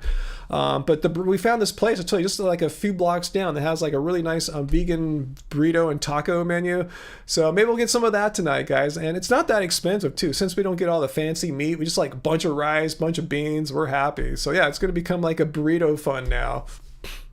And it's just cool to be able to have a place where you can get vegan burritos and aren't super expensive. I always get pissed when I see like $12 vegan burritos. Like, I just like rice and beans. This is a peasant food. Why are you charging me like top-notch prices there? So yeah, we'll either have that, we'll either have the burritos tonight, or we'll make some of the Tuscan kale pilaf straight out of the pages of the Happy Healthy Vegan cookbook. The first recipe in there. Oh, it was on another podcast, K. Farnan. Oh, okay. I thought someone here was saying that. Bummer. Yeah, burritos, AJ Vantage. Yeah, they're really good. Just simple burritos. Let's see, Dr. Bear. Do I like math? When I was a student, yeah, to some degree, for sure. Yeah. I mean, I taught math in a certain sense. For many years, I was a Princeton Review master tutor. Before that, just a regular tutor and teacher. But yeah, I was a Princeton Review master tutor. So I loved, teaching the Princeton Review math and stuff. Yeah, but yeah, I was not a math scholar by any stretch like that. But yeah, I didn't dislike math. I kind of wish I stuck with it a little bit more, to be honest with you. Like, studied it more. In college, all I studied as far as math went was statistics a couple classes. You want the vegan burrito too, Uncle? Well, you're close enough where we could actually get it to you, probably.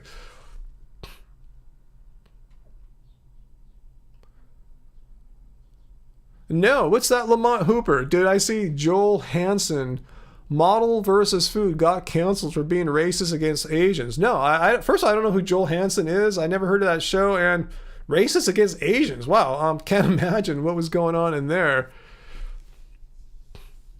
Favorite way to cook tempeh? Jem? Rochelle? I don't really cook tempeh, really. If we rarely have tempeh, to be honest with you. I only have tempeh when I go out. It's not a staple in this house for whatever reasons. Not to say I think it's not tasty or not healthy or anything like that. It just hasn't worked its way into our staples here. I did say it right. Cool. My little bit of studying French has helped. It's more than a little bit. I had it 2 or 3 years in high school and another semester or 2 in college. So I guess it's paid off. In college, though, I was studying French more for reading proficiency, because I knew in grad school, if I stuck with it, I dropped out of my PhD program, but there was a foreign language reading requirement. I was studying philosophy, so I would have had to translate some foreign language texts. Mine would have been French, translate them into English. So anyway, I wasn't really paying too much attention to speaking French, because I knew I wasn't traveling to Quebec or France anytime in the near future. Still haven't been to either.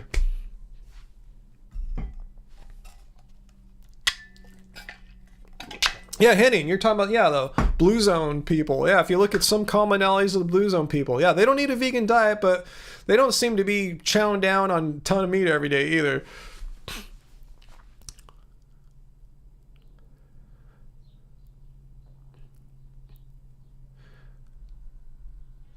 Yeah, simple bean burritos. I'm totally with you there.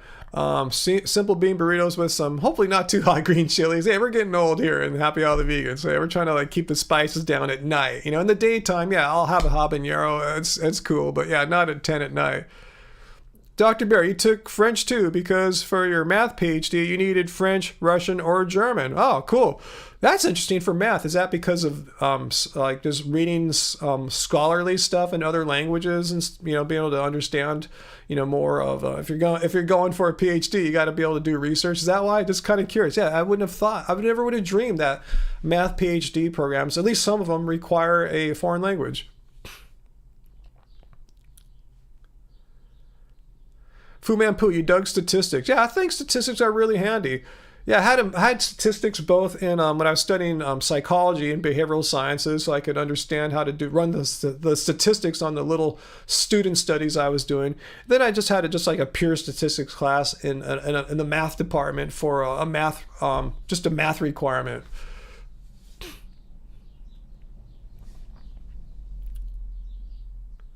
Yeah, Loma Linda, one of the blue zones, is right here in Southern California, believe it or not, huh? You don't have to travel halfway around the world. You just travel to the inland empire of Southern California. Okay, I didn't realize that, Dr. Bear. A lot more recent important math research papers are in French, Russian, or German, so you need the language requirement to read those papers. Sounds good. Yeah, if you're going to be in academia, that's what PhDs typically lead to in subjects like math or philosophy. Yeah, you're going to be a researcher of some kind, probably. Oh, that's sad, Uncle. They closed the Jamba Juice by your house. So bummed. Oh, that sucks. And so your undergraduate and graduate statistics kicked your butt, but you passed them. Good for you. Yeah, statistics can get really tricky really quickly. Let me do a little stretch here. Let me stretch my legs here. I gotta pound my legs, man. I tell you, my quads are just like aching, man. Let me just hit them with my muscles here.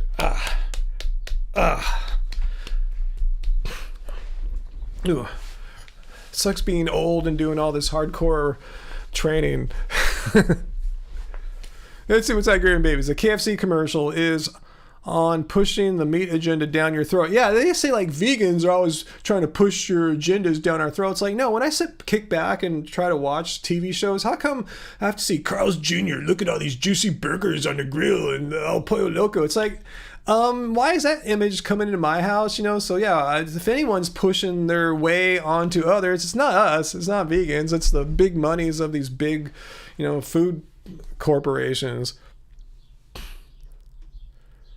That's good, Fu Manpu. I'm glad you didn't fail your college stats class. AJ, I mean, I'm old to be doing what I'm doing athletically. I feel okay. I don't feel that old, but I'm a little old to be doing the stuff I'm doing. Not to say I can't do it. It's just a little tougher at my age to do what I'm doing. Yeah. Vegan leg syndrome, Lynn. Yeah, someone's going to debunk veganism. Ryan has sore quads. Veganism debunked. If he weren't vegan and 54, he'd have fresh quads every freaking day. The reason why I have sore quads is I've started some implemented new things into my training that I haven't been doing in a long time. So my body is doing what it should be doing. It's recovering and responding to the training. It just shows what I'm doing is working.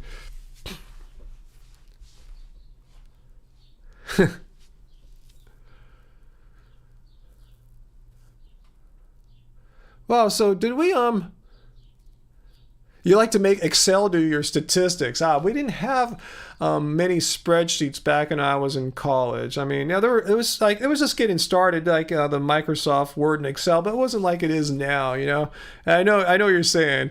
I mean, I use spreadsheets all the time. The sum function is handy for a lot of stuff, like figuring out your taxes.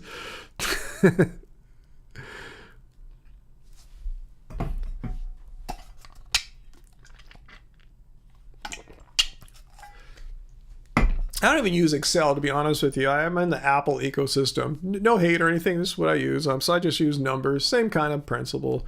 It's a spreadsheet. They all pretty much do the same thing. Let's see. What happened? We just had that big rush of trolling or anti-veganism. Are we done with that? Is there no one left here? I thought I saw a bunch. I thought someone was trying to take on fruitarianism or something like that. I mean, is everyone gone who wants to like throw some kind of issue like that at me? Like veganism sucks or fruitarianism is the best diet known to man or whatever. If you're here, now's a good time. We're open. Yeah, I used to use Google Sheets for a while too. Then I just screw it since Apple, started, made iCloud tie together across all the various platforms, computer, tablets, phones. Might as well just use iCloud. I know you can do that with Google too, but I just keep it in the Apple ecosystem. I guess, if anything, it comes down to, I know what Google's doing with my data. I know Apple doesn't give a crap about your data, but I really don't know what Google's doing with it. Not to say I think they're bad or evil, but I just know Apple's business model doesn't depend at all on seeing what Ryan is up to. I hate computers too, man. Yeah, I have a love-hate relationship with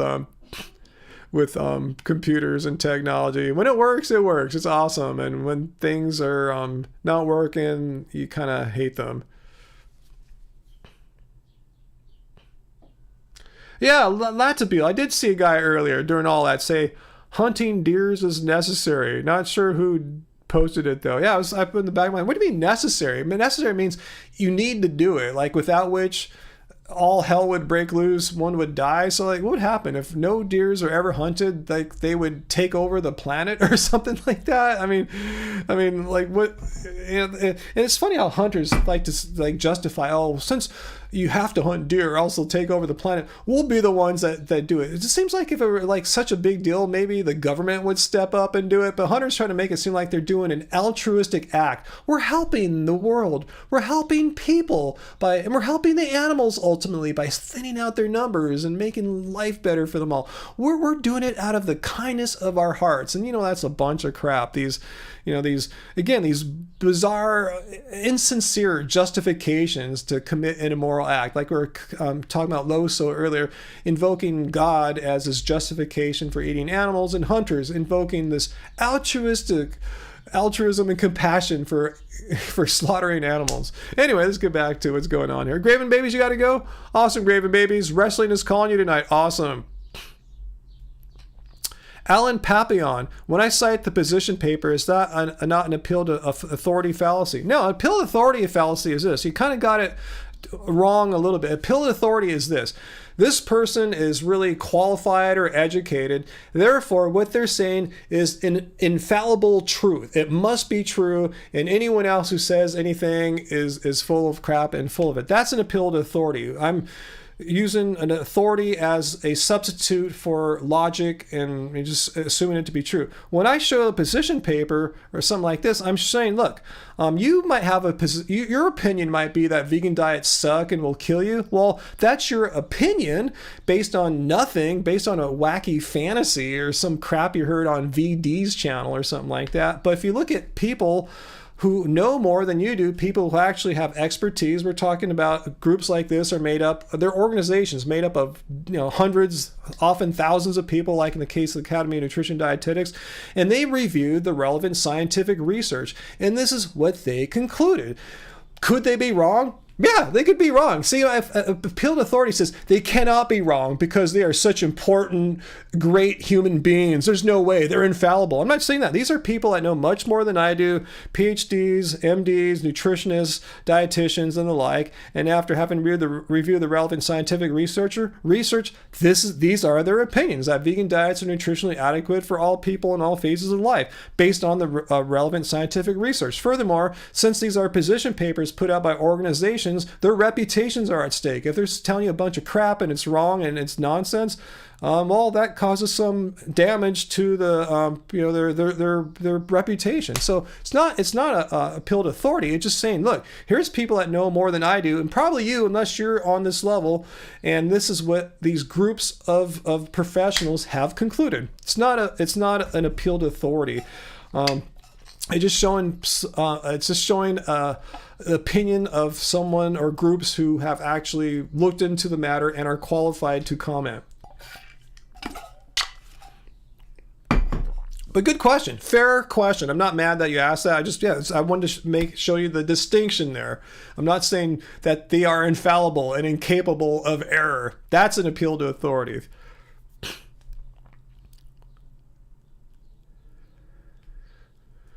So anyway,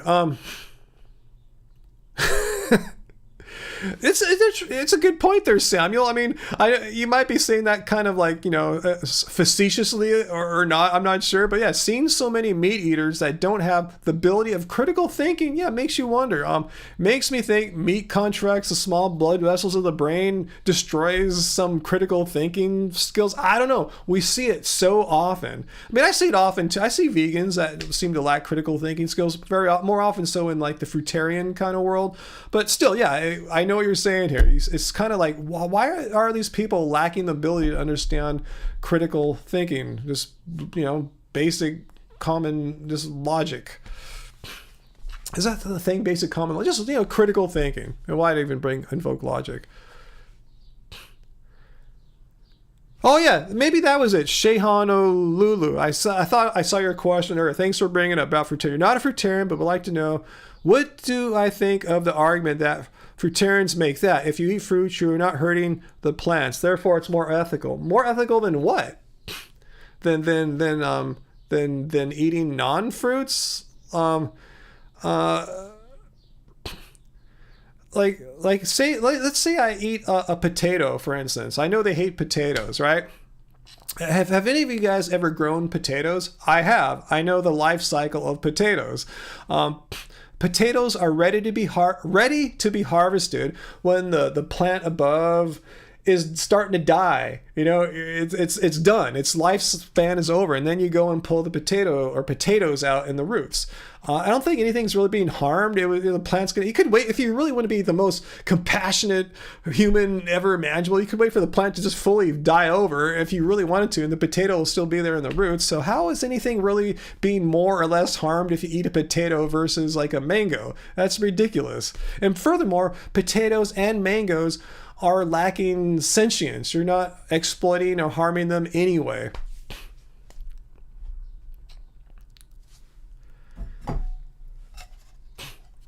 Is Loso back? Loso's back. Oh my God, Loso, I thought you were gone. What's your argument now, Loso? Are you going to talk about crop deaths? How vegans are killing all these? Have you ever attended one of these live streams before, Loso? Because we have covered this before, and I thought you were here before when we've covered the crop deaths accusation. So is this where we're going, Loso? Do you really want to try to die on this hill, the hill of crop deaths? Let me know if you want to go down this road, Loso, and we can if you like. You don't need harvesting machines to harvest apples, pears, and fruits. Well, you don't need harvesting machines to pull a potato out either. I've harvested potatoes that way. Potatoes are still alive when you boil them. Bottom line is though, yeah, potatoes are not sentient beings. Bananas are not sentient beings. Hey, Punisher Bad, you gotta go? Awesome. I mean, not awesome that you're going, but thanks for being here tonight, Punisher Bad. Yeah, have a good night, as Uncle just told you there.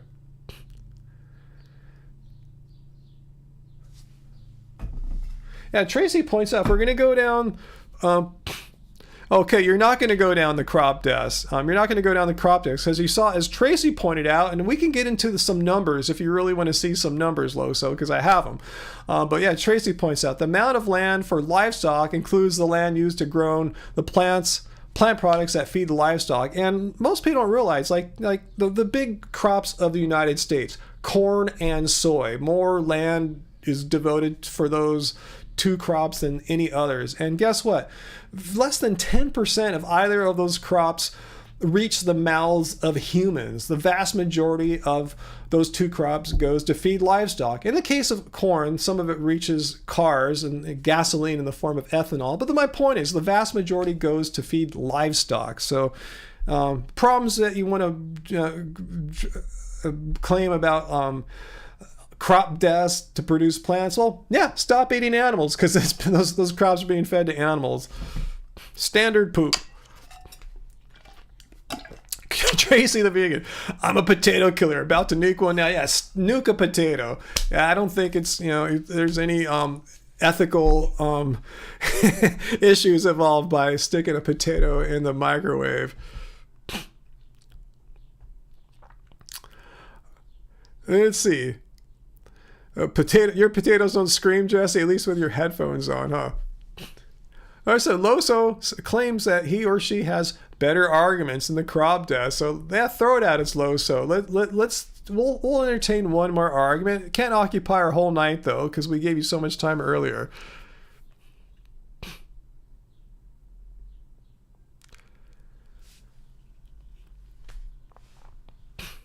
Let's see, Samuel. Well, let's look at the crop death numbers actually, because let's go there really quickly. Ooh, we just got a super chat tip from Dr. Bear.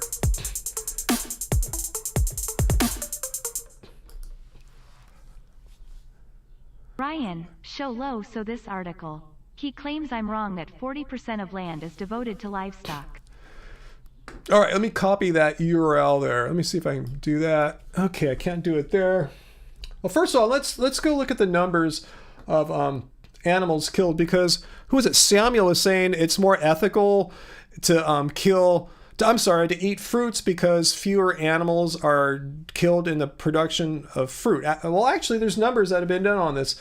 I've shown the study before. It's not a study, it's a mathematical model, and all the formulas and assumptions used in this model are right here in this paper. I'll send you the link if you would like to investigate it yourself. But actually, you're close. Basically, the numbers of animals killed to produce 1 million calories of fruits or grains is pretty much the same. In fact, if you look at this chart here, 1.73 animals are killed to produce fruits versus 1.65 for grains. So not necessarily true that all fruits are better than all non-fruits or something. In this case here, grains. If you really are trying to be the most reducitarian, least harm person in the world, grains seem to be marginally better. Vegetables a little worse, 2.55. But yeah, nothing compared to like chickens, where like we're talking about 250 or 92 in the case of eggs. And Roddy Elliott just subscribed. Awesome, Roddy. But let's look at the paper, or the number that Dr. Bear just gave us up here. I just lost your thing here.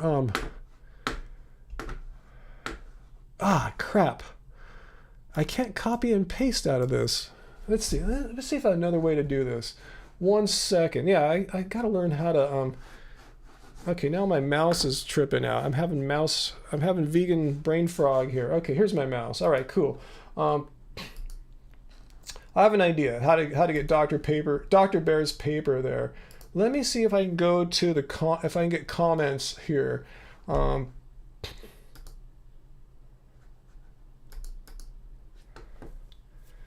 Crap. Dr. Bear, can you give me maybe instead of a link, like the Google search term, and I'll be able to find that Bloomberg article about land use. But in fact, I don't need that. I know I can show something right now for let's look. I know this number's on the Cowspiracy facts page, and this is not a number invented by Cowspiracy. They show the actual source of their information, which is either studies or governmental publications. They're not just making crap up. But let's see what their numbers are on land use here. Okay, water. Let's get to it. Land. Here, livestock covers 45% of the Earth's total land. That's from a paper here, which I can link to you. From Thornton Phillip, Livestock and Climate Change, and it's from the International Livestock Research Institute, November 2011. And right above it, here's this is from the United Nations. That's what the FAO group is. Livestock feed occupies 1/3 of the Earth's ice-free land.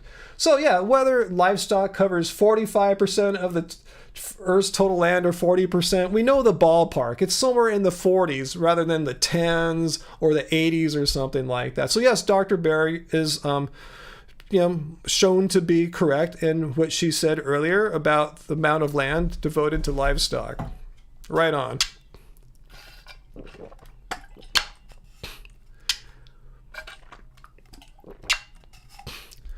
Jen Marie, hey Jen Marie, thanks for showing up. One of our super fan people. Yes, I'm with you. A lot of times when I see the saturated fat on vegan ice creams, I back out. But there are ones, if you look around, you can see some that are maybe like under 10%, like 8% saturated fat, and those are ones I go for. But yeah, go make the ice cream there. You're getting some, some healthy ice cream there. All right, hang on one second, guys. Okay. Oops, one more thing. Come on, there we go. All right, what did I miss here? James says, I find crop death such a weird argument because it's not like vegans are the only ones who eat plants. Yes, I didn't even get to bring that point up. When they talk about all these plants, I mean, all the animals killed to produce plants, well, vegans are only like maybe 2% of the world's population. How about...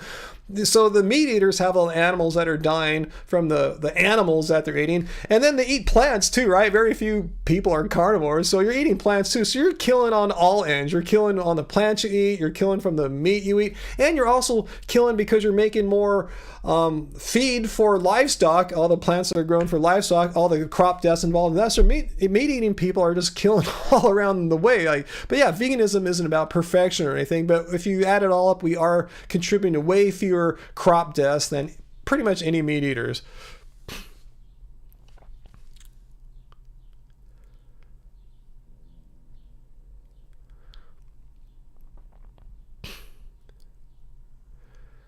Let's see, man, I missed a lot of stuff there. Okay, Dr. Bear, what do you think? Yeah, here you found me a good search term, but do you think we need it anymore? Because I showed I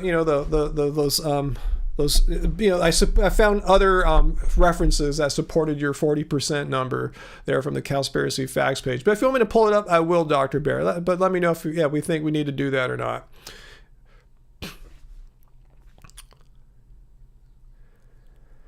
Tracy says that Loso says, you claim to know what vegans think. Yeah, it's kind of funny when non-vegans feel like they have the right to speak for vegans or invent the definition of vegan. Like, no, vegans will speak for ourselves and we will show you what the definition of veganism is. That's quite a bold claim. What you state is not what I think, and I get the sense not what others here think. Let's see, what did he say, Tracy? Let me get, God, my mouse is acting really weird now. Let me see what, okay, it's back.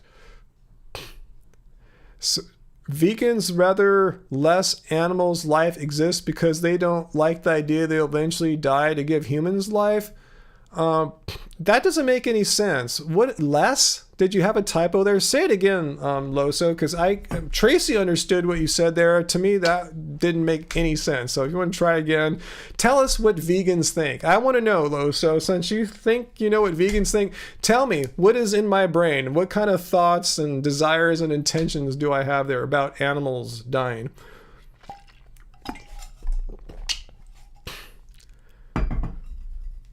Hey, Dre Starman, what's up? Quoting some George Michael there.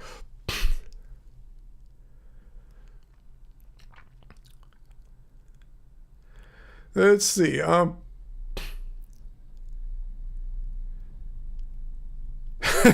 Dr. Bear at Loso. So, okay, so to be consistent, we'll assume you are having sex with fertile people at every opportunity and providing every resource you can to support those children. Well, I missed what he was saying there. That's an interesting logical consequence of a statement he made, huh?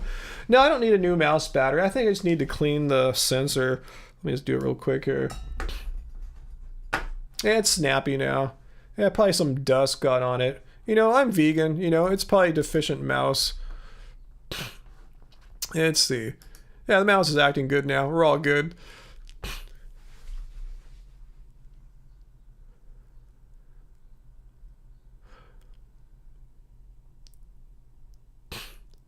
What is this choose life thing? Yeah. I see why we quoted Wham there a second ago. Wait, what? I missed something. What? How did choose life? How did animals and choose life? Like what? What's going on? Okay.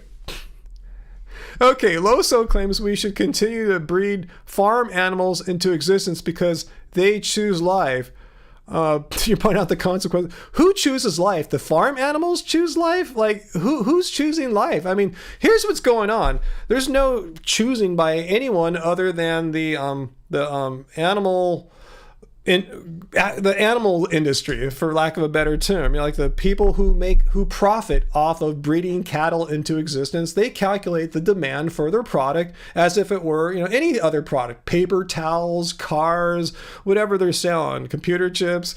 They calculate the demand, and so they try to provide the supply to meet that demand. That's who's choosing life. They are choosing to breed a certain amount of animals into existence so that they can profit off that exact number, optimize their profits. So that's what's going on. I don't know if animals are choosing life, but animal exploiters are choosing to bring them into existence so that they can utilize their bodies and kill them at a later date for profit. I'm not sure how we're choosing life comes into that whole equation there. I mean, that's the grim reality of what's happening. Animals aren't choosing anything. They didn't breed or anything. They didn't, have romantic relations. They were, typically artificially inseminated and bred into existence.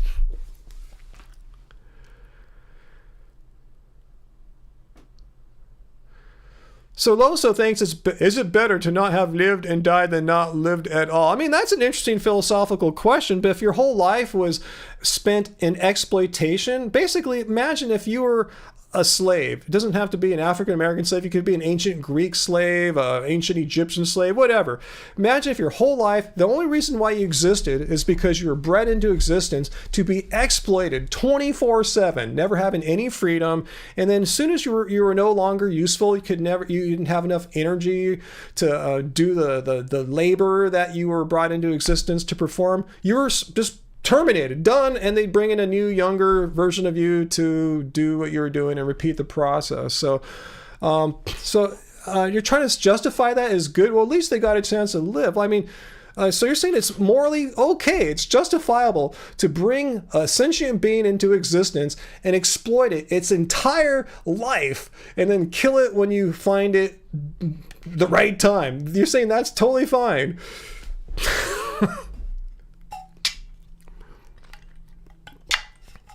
Yeah, Jesse 12-string, apparently it's better to live and face a horrible death and live a horrible life, like I said, with no freedom, being exploited the entire time, and then never to have lived at all. Yeah, so that's what basically Loso is saying. He would choose life. He's totally cool with being an ancient Greek slave or an ancient Egyptian slave, bred into existence so he could build pyramids to the point of exhaustion. And as soon as he's like not good enough anymore, they kill him. They just throw him to the beast and he's done. He's totally cool with that. Right. I don't believe that. He's just saying he's cool with that to try to justify his reasoning for why it's okay to do the same thing with animals. But no human wants to be exploited their entire life and killed as soon as another human says, we don't need him anymore. Just kill him.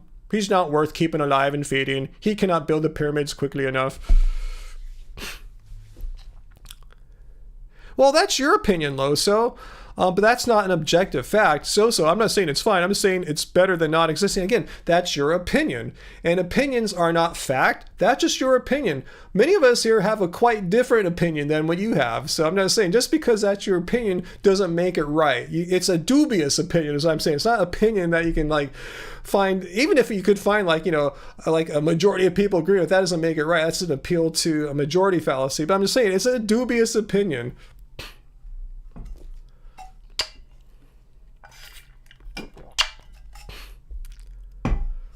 Well, that's your choice, Loso. You think you're cool with being bred into existence and exploited your entire life and then killed when your owner feels it's a great time to kill you. If you think that you're cool with that, that's on you. But, I don't agree with that. And to assume that animals are totally on board with that philosophy is a huge leap in logic. There's no connection between your opinion and how animals should be treated.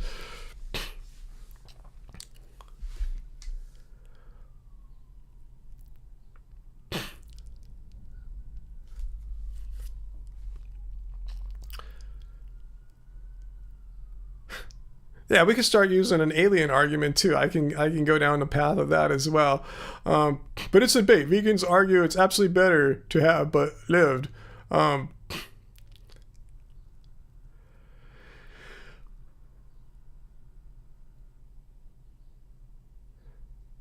About going extinct, AJ? Oh, I didn't even know that was a part of this argument there.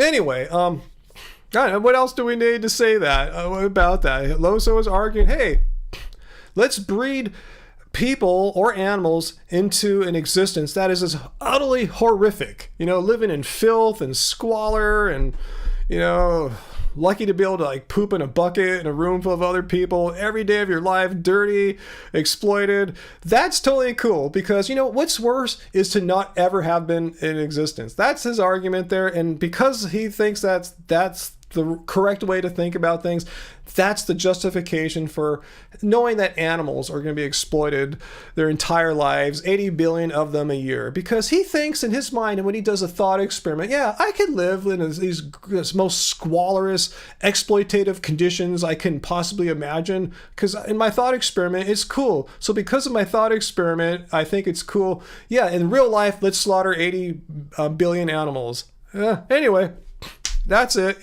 That's a good argument, I guess. Your thought experiment makes you conclude it's totally fine to, you're cool with being exploited and living in squalor and exploited and killed as soon as some superior human deems you no longer worthy of keeping alive. If you think that's your justification for killing animals, good for you.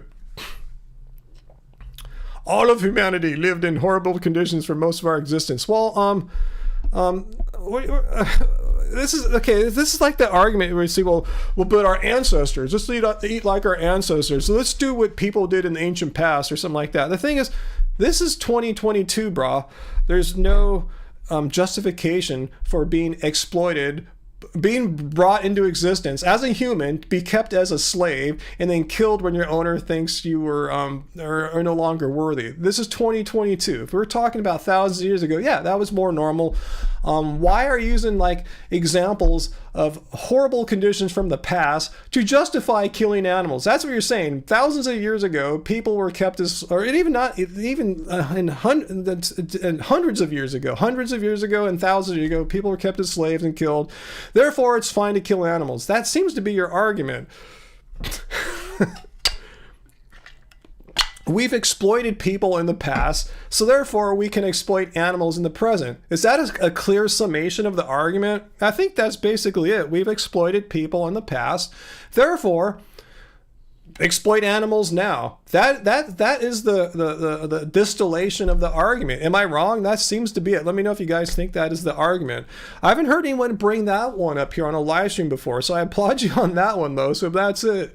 We have exploited humans in the past, so therefore that gives us the justification to exploit animals now.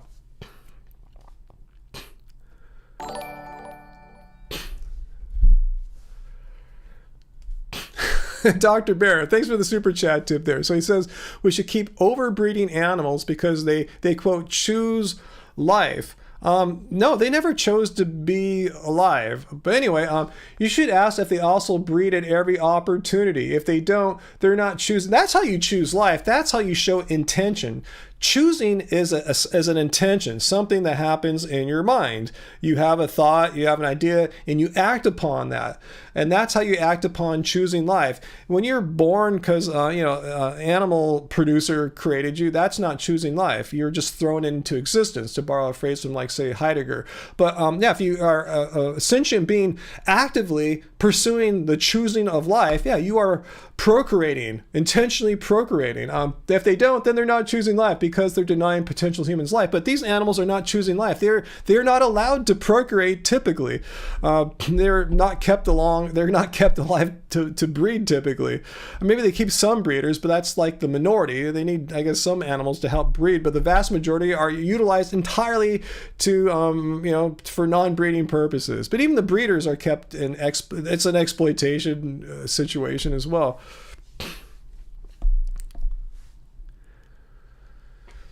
Vegans are saying no life is better than death. No, we're saying No, we're just saying don't exploit animals. How is that so hard to wrap your head around? Why do you keep trying these mental gymnastics, Loso, to get around this whole notion that animals are needlessly being exploited now, in the present, for you, so you can eat some stupid product that you don't need to eat. You don't need meat to survive or be healthy. You're just doing it for some selfish pleasure because you're doing it at the expense of a sentient being who wants to live. They do choose life. They would rather not have to die for you. And better yet, they would probably, I don't even want to get into the tensions of an animal. I'm just saying, you're trying to justify your behaviors of choosing to eat meat needlessly by trying to rationalize what's going on in the heads of animals. What's that? AJ, Loso thinks he is superior to animals, so he can't put himself in their place hypothetically. That's pretty much it, yeah. So Dr. Bear is saying Loso is denying potential human life if Loso isn't breeding at every opportunity. Apologies if that wasn't clear. Yeah, I haven't heard him address your point if he's into this whole choose life thing. If he really thinks that's like some innate desire that we act upon intentionally, it's something that animals have, humans have. If so, we should be seeing some more breeding happening from Loso. That seems to be a consequence if that's how he is describing how like we're all wired or something.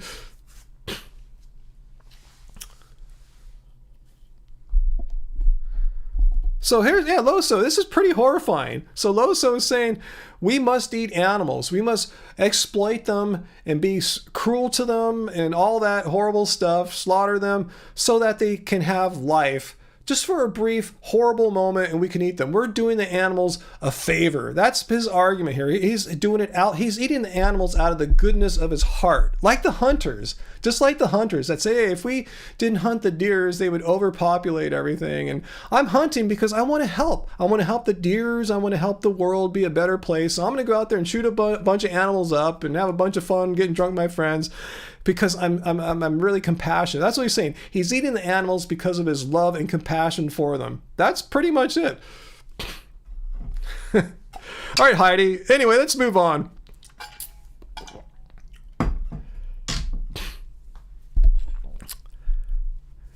All right, so Loso, let's take your idea to its furthest conclusion, and we'll let Loso go here. So he's saying this is good for the animals. Eating meat results in more life. Let's apply that to humans. Can we apply that same logic to humans? If humans take a long time to breed, and it's really expensive to have more than like 1 or 2 kids these days. So what if we round up a bunch of humans and enslave them and just kept breeding them and making them work real hard, and we could get a lot of stuff done. We could like build more highways and build pyramids and stuff like that. We could get a lot of people. Think about all these lives, and then they're not useful anymore because they get sick or break a leg. We will kill them, but hell, at least those people got to live a life that they might have not had because we bred a whole bunch of them into existence. So that justification you're using, that you're making the world a better place by exploiting animals, you could make the same argument you could by what I just said there. What's different about the humans than the animals?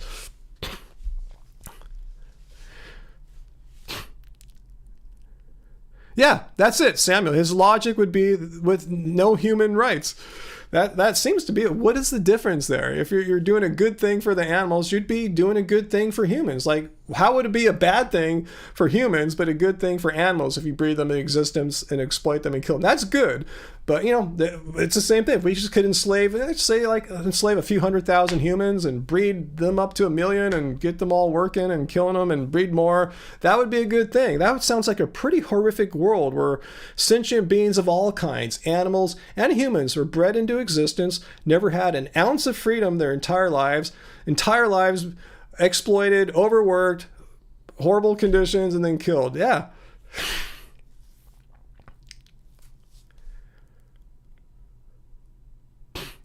Hey, how about, that's a good point, Sean. So being a steak isn't the ideal life goal for a cow, huh?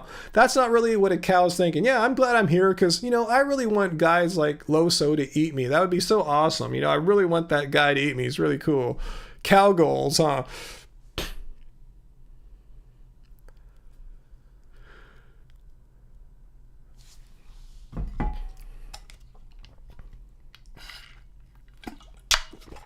Lynn, this is the least logical thing I've heard all day, and I worked for 8 hours. So yeah, I'm kind of curious how he's going to make a distinction between treating animals this way and treating humans this way, because he's saying it's so good, makes more life. Eating meat makes more life, and that's a good thing. That's a good thing. Breeding more animals into existence to slaughter them is a good thing, because more beings get to live on this planet. So yeah, how is that any different if you apply that to humans, Lo? So I want to hear this.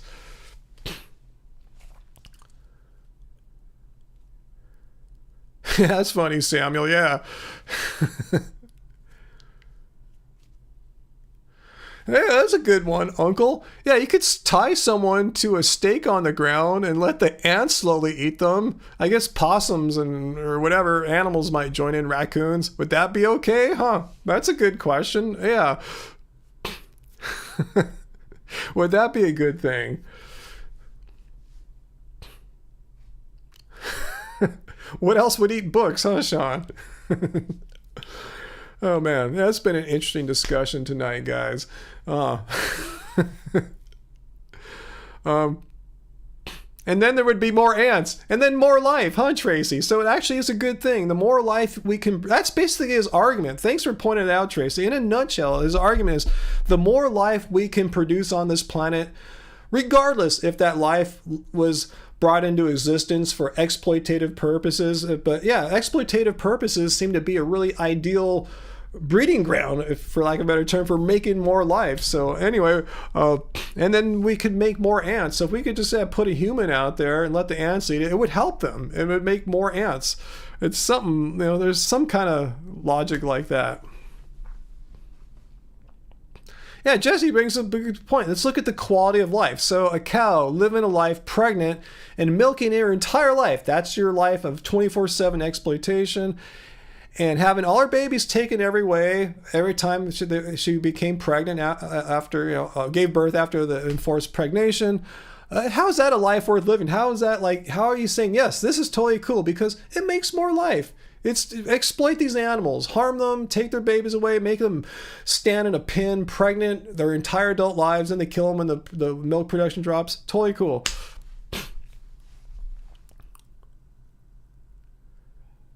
The Ants movie always freaked you out.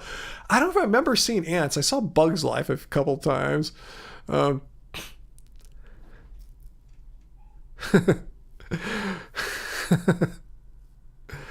More life all around. More humans, more ants. Huh.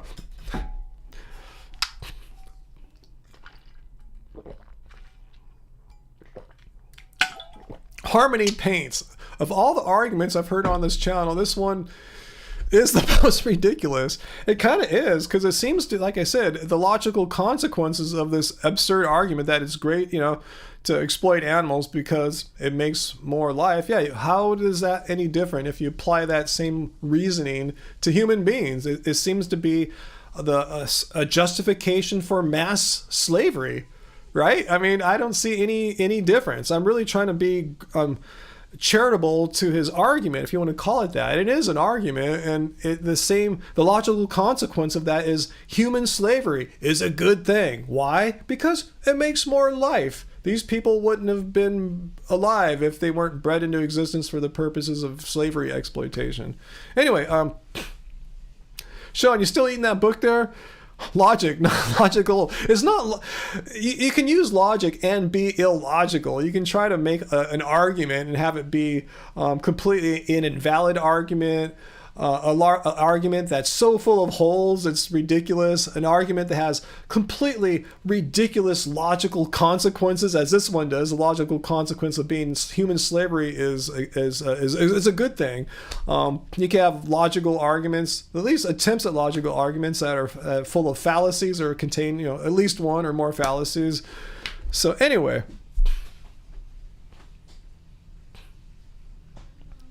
Oh, Dr. Barry, yeah, I don't want to get into politics, but yeah, by his own reasoning there, Dr. Barry, I'm going to try to avoid any kind of political overtones on this, but yeah, rape would be great in like human rape. Like in his world, like cow forced impregnation is totally fine, and human forced impregnation, that's part of this whole slavery thing. I didn't even discuss the mechanisms or how this would occur, but Dr. Barrett hit the nail on the head here. Yeah, how would we make more baby slaves? Rape, forced impregnation, rape. Yeah, why is rape okay? Because it makes more life. Even if we're not talking about my slavery example, which was the logical consequence of his argument, just rape in general, outside of any kind of slavery context. He's saying it would. He's not saying that, but it would follow. Hey, it makes more life. It's good. Anything that makes more life is a good thing, according to this sort of reasoning. So, in this sort of reason, not only is slavery justified and a good thing, same with rape. Rape would be justified and a good thing. Anyway, yeah, it's a pretty wild argument, and it's one I have to give Loso credit for, one that we've not explored here before. So we're still all together collectively here exploring some of the logical consequences of this argument. We're churning it through, seeing what other absurd, ridiculous, horrific consequences follow from this more life is good thing. More, life from exploitation is a good thing. Good question, Tracy. How do I feel about eating at a table with others who are eating animal products? I work with omnivore colleagues who like to go out for lunch a few times a year. Okay, if it's a few times a year rather than regular, I thought you were going to say you have to see them like on a very, very regular basis, and that would be like, I don't know, Tracy. I think everyone's got to come up with their own conclusion on that one, how comfortable they feel, I don't know. I don't know what to say about that. All I know is the last time I went out with people who were not vegan to a restaurant, it was gross, and I don't think I could do it again. The only reason why I did it, it was 2019 Christmas. Usually my family meets at one of their homes, and they do their thing, and we bring our own food. We don't ever see what they're doing. But that year my mom wanted to treat them, meet at a restaurant so they wouldn't have to make any food, and it'd be an easy Christmas, and that was gross. So I couldn't do that again, even if it's my family. So, but yeah, that's just me. Everyone's got to figure out what's going to work right in the context of their work relationships, networking, and all that.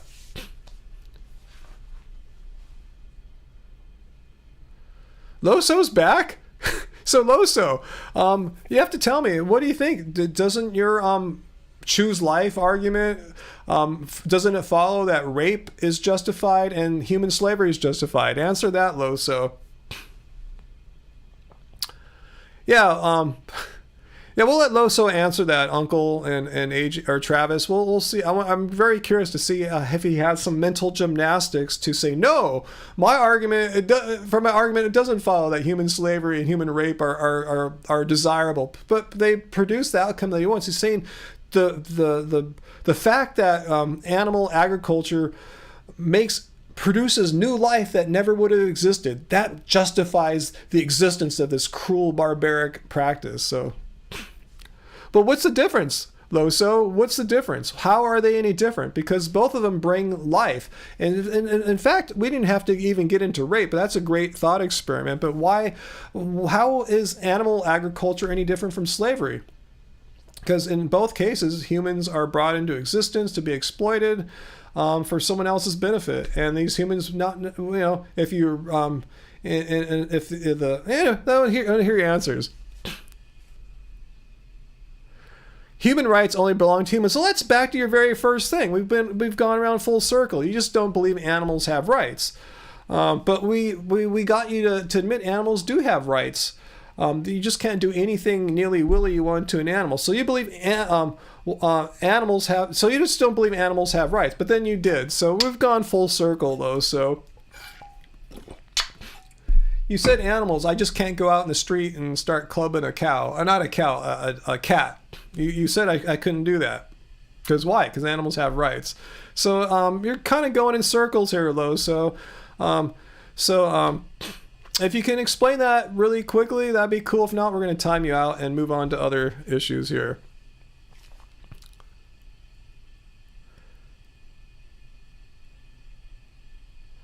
Yeah, Dr. Bear, you don't have to go. I'm gonna kick. We're done, Loso. Okay, we're done with you, Loso. All right. Yeah, Uncle Walt, can you deal with Loso for me? I can't do it on the screen I'm on right now. If you could do that, Loso. Yeah, we're not debating that rape is good, but if you gotta go, Dr. Bear, I totally understand it. But yeah, we're not gonna entertain this argument anymore. All right, he's gone. You're gone, Loso. But thanks for playing. But yeah, that's pretty much the argument, Samuel, that Loso's given. I may have been raped, beaten, and tortured every day, but at least I'm alive. That's the justification there. All right, cool. Timed out. If he comes back, we're gone. Yeah, no more Loso. If you're just timed out, we're done with you today.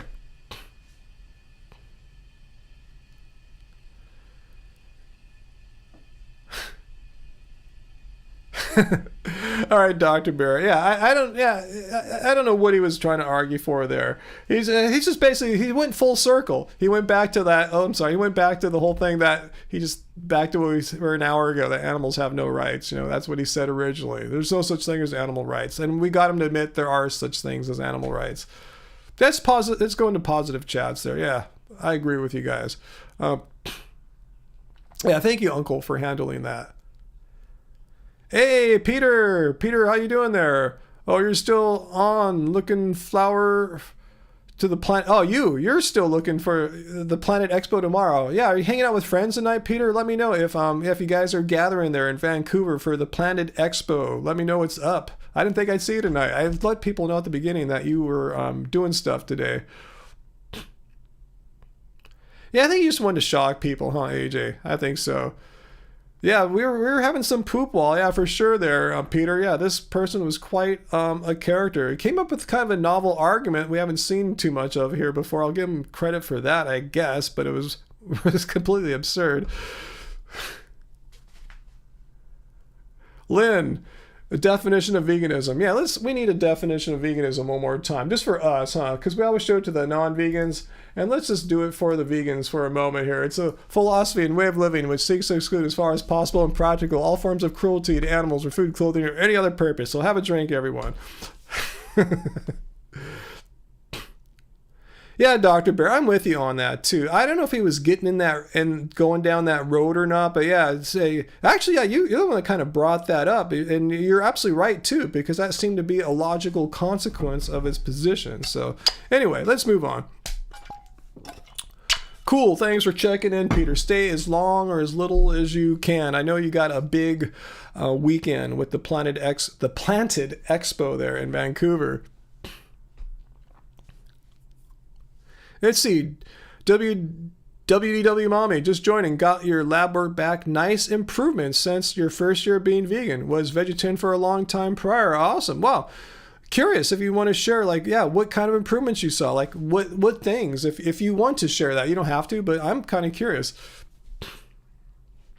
And as Streamlab says, yeah, we have the doesn't suck being vegan doesn't suck being Tegan shirts in right now if you want to get one from our merch.happyhealthyvegan.org. Yeah, the lava lamp's kicking ass right now, huh? It's like been on for a few hours, fully doing its thing. Sean, anyone else watch Star Trek every night? I've done that several times in my life. Yeah, what are you watching it on? Like CBS or Paramount or Hulu? Because I want to do that again. I want to spend like a few months going through every episode of Star Trek, both Captain Kirk and Captain Picard. Peter went out to a vegan restaurant for dinner tonight. How'd that go? Did you go with a group of people there for the expo?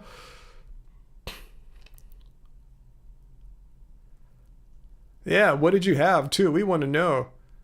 Netflix, Deep Space Nine. Oh, okay, cool. Yeah, I haven't seen all those. That's the only of the Star Trek series, TV series, that I haven't seen every episode of. I watched like a season or two, and it just didn't grip me like the other ones all did, you know? But, you know, I guess I could finish that one up. Oh, Netflix has the Next Generation. All right, cool. I'll be getting that in a couple months. I know I have watched Deep Space Nine. I just didn't relate to it as much as the other one, so I didn't finish that series.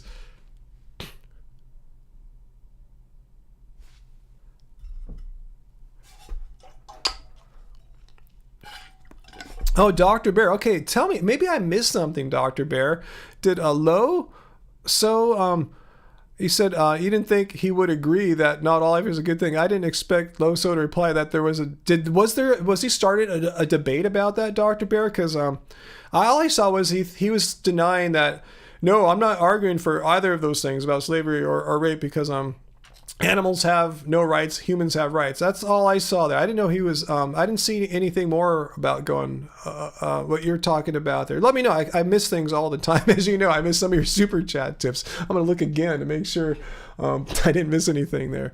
Want to talk about iron, Flo? You could, Flo, yeah, feel free to ask about iron. Again, I want to emphasize I'm not a doctor, I'm not a nutritionist, a dietitian, anything like that. But ask away, and we'll see if it's something appropriate for us or me to answer.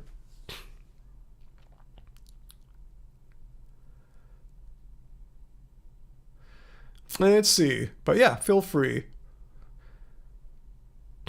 Yeah, I like the first two Star Treks, the 60s one and the Captain Picard, but I was pleasantly surprised by the one with Captain Janeway, is that her name?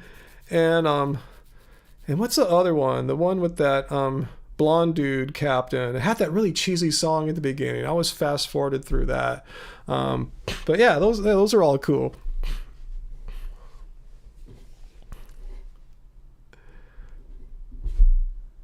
Star Cradle, yeah, you missed most of the live stream. Yeah, I'll be ending pretty soon. Been on 2 hours, 20 minutes, but you can watch it. We had an interesting time with someone earlier. Quantum Leap, yes.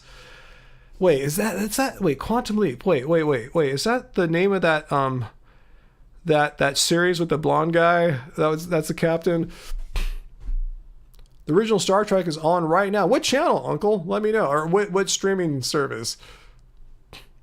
Okay, that was the name of it, Quantum Leap. Yeah, it was surprisingly good. I was initially turned off by that horrible song at the beginning. It's been a long time. Sounds like Richard Marx or something like that, but it's not. I'm going, this has got to be horrible because all the other Star Treks had cool songs at the beginning. But yeah, once I got over that, yeah, it's like, wow, this is pretty cool. Okay, you may have Dr. Bear says, yeah, you may have read more into what Loso was really saying. Okay, I don't know. I'm not sure what was going on there. Yeah, I just remember him saying that. Yeah, the main thing I remember him saying was that animals don't have rights. So he seemed to be against the human exploitation. I just wondered if he was pro-human exploitation because it seemed like a logical consequence.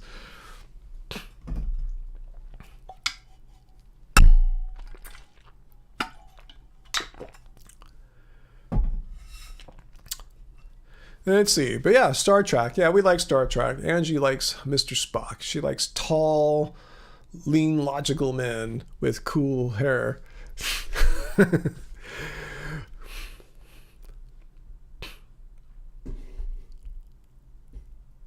Yeah, Star Cradle. Yeah, watched it. We had someone called Loso for like an hour. Like this is part of their poop wall stuff here.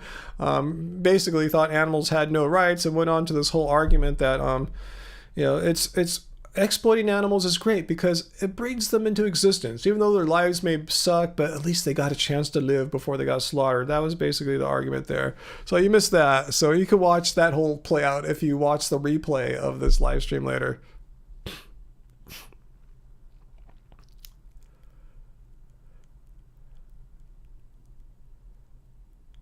What's H&I channel, Uncle?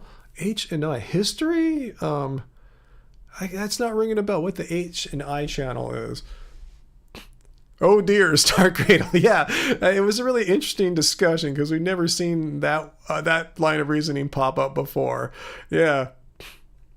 Jessica, Ryan, she has good taste. Yeah, she does have good taste. Liking tall, slender, long dudes with cool hair and logic. I forgot to mention that part. Very logical,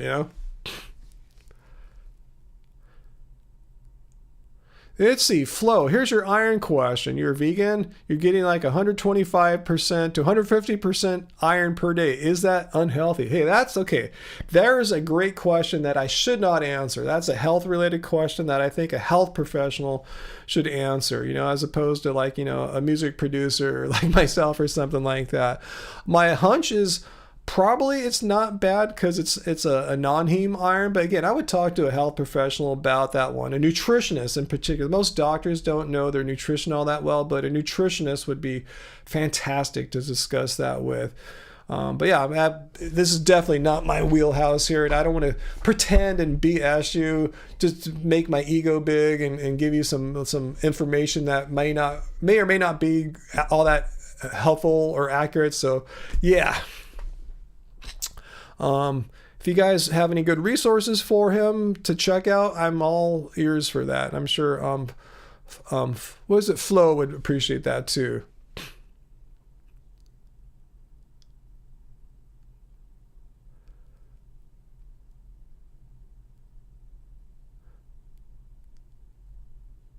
Let's see. So professor's showing some personal experience here. You also consume excess iron, but your levels are still low. Okay, that's good to know. That's why I said my suspicion, and again, I'm not a professional, my suspicion is 125%, 150, you're probably okay. That's my hunch. Again, I'm not a professional, but I think I go over the RDAs for iron on a frequent basis, and my iron levels are not low. They're just where they should be. But again, I don't want to... you can ask Jeeves, Al. Okay, cool, Flo. Yeah, I'm glad you appreciate my honesty here. But yeah, our experience seems to say you're probably okay. But yeah, I would verify that with a health professional, appropriate health professional.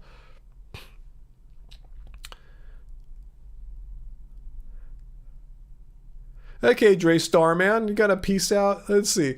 I should get going soon too here, guys. I'm starting to get pretty hungry. Been on a long time. Any more questions like Flo had for me? Like non-trolley questions, anything you guys want to ask me? Could be about Star Trek like we talked about, anything else. And we'll remind you guys that all our happy fan people like AJ Vintage, Lin G, Dr. Bear, we have a vlog coming out for you guys. So if anyone wants to join our happy fam, which are our channel members, just go to our channel, and right by the subscribe button there's the join button, and click that and you'll select your tier of membership. You'll get some special content. And we're in the realm of figuring out how to do a live stream for our live for our Happy Fam members only.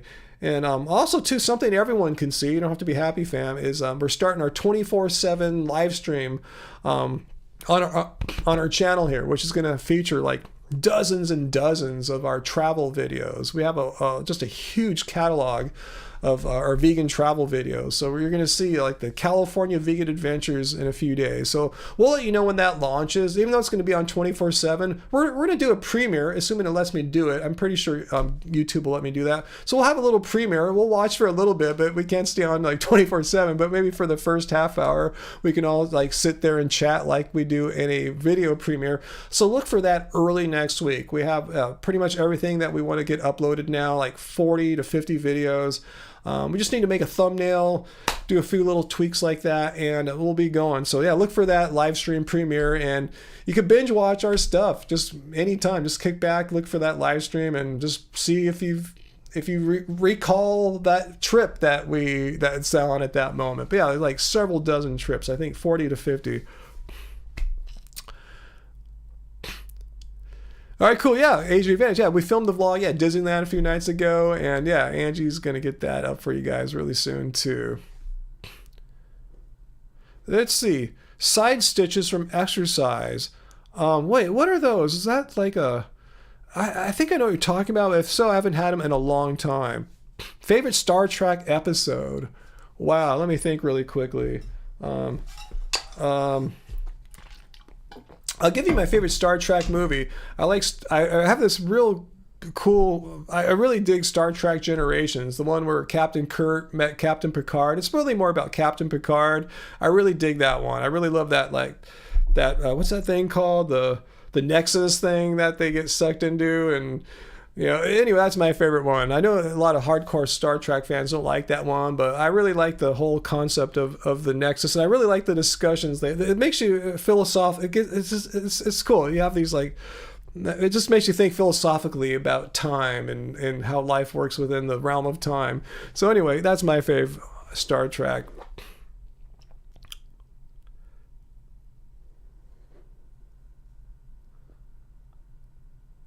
Oh, you have the Generations poster. Oh my God, Sean. Oh man, I gotta try to find. I didn't know there's a poster. Yeah, imagine it's a movie. Yeah, I should look on eBay and see if there's a Star Trek Generations poster.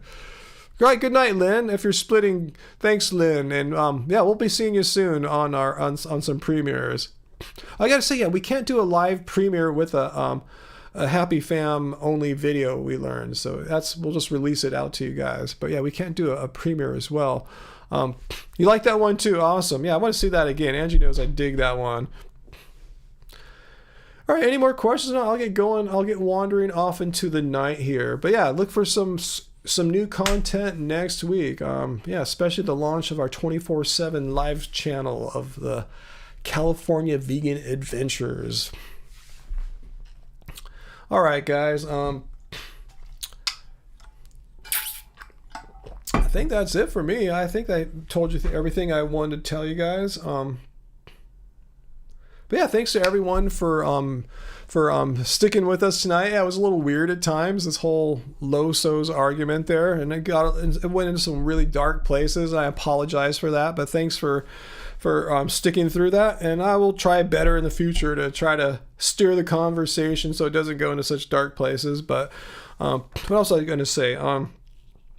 Thanks for all your support, your super chat tips. I'll see if Angie wants to have some Tuscan kale pilaf, or should we pull out some of the super chat funds and get some burritos tonight? So if we get some burritos, thank you.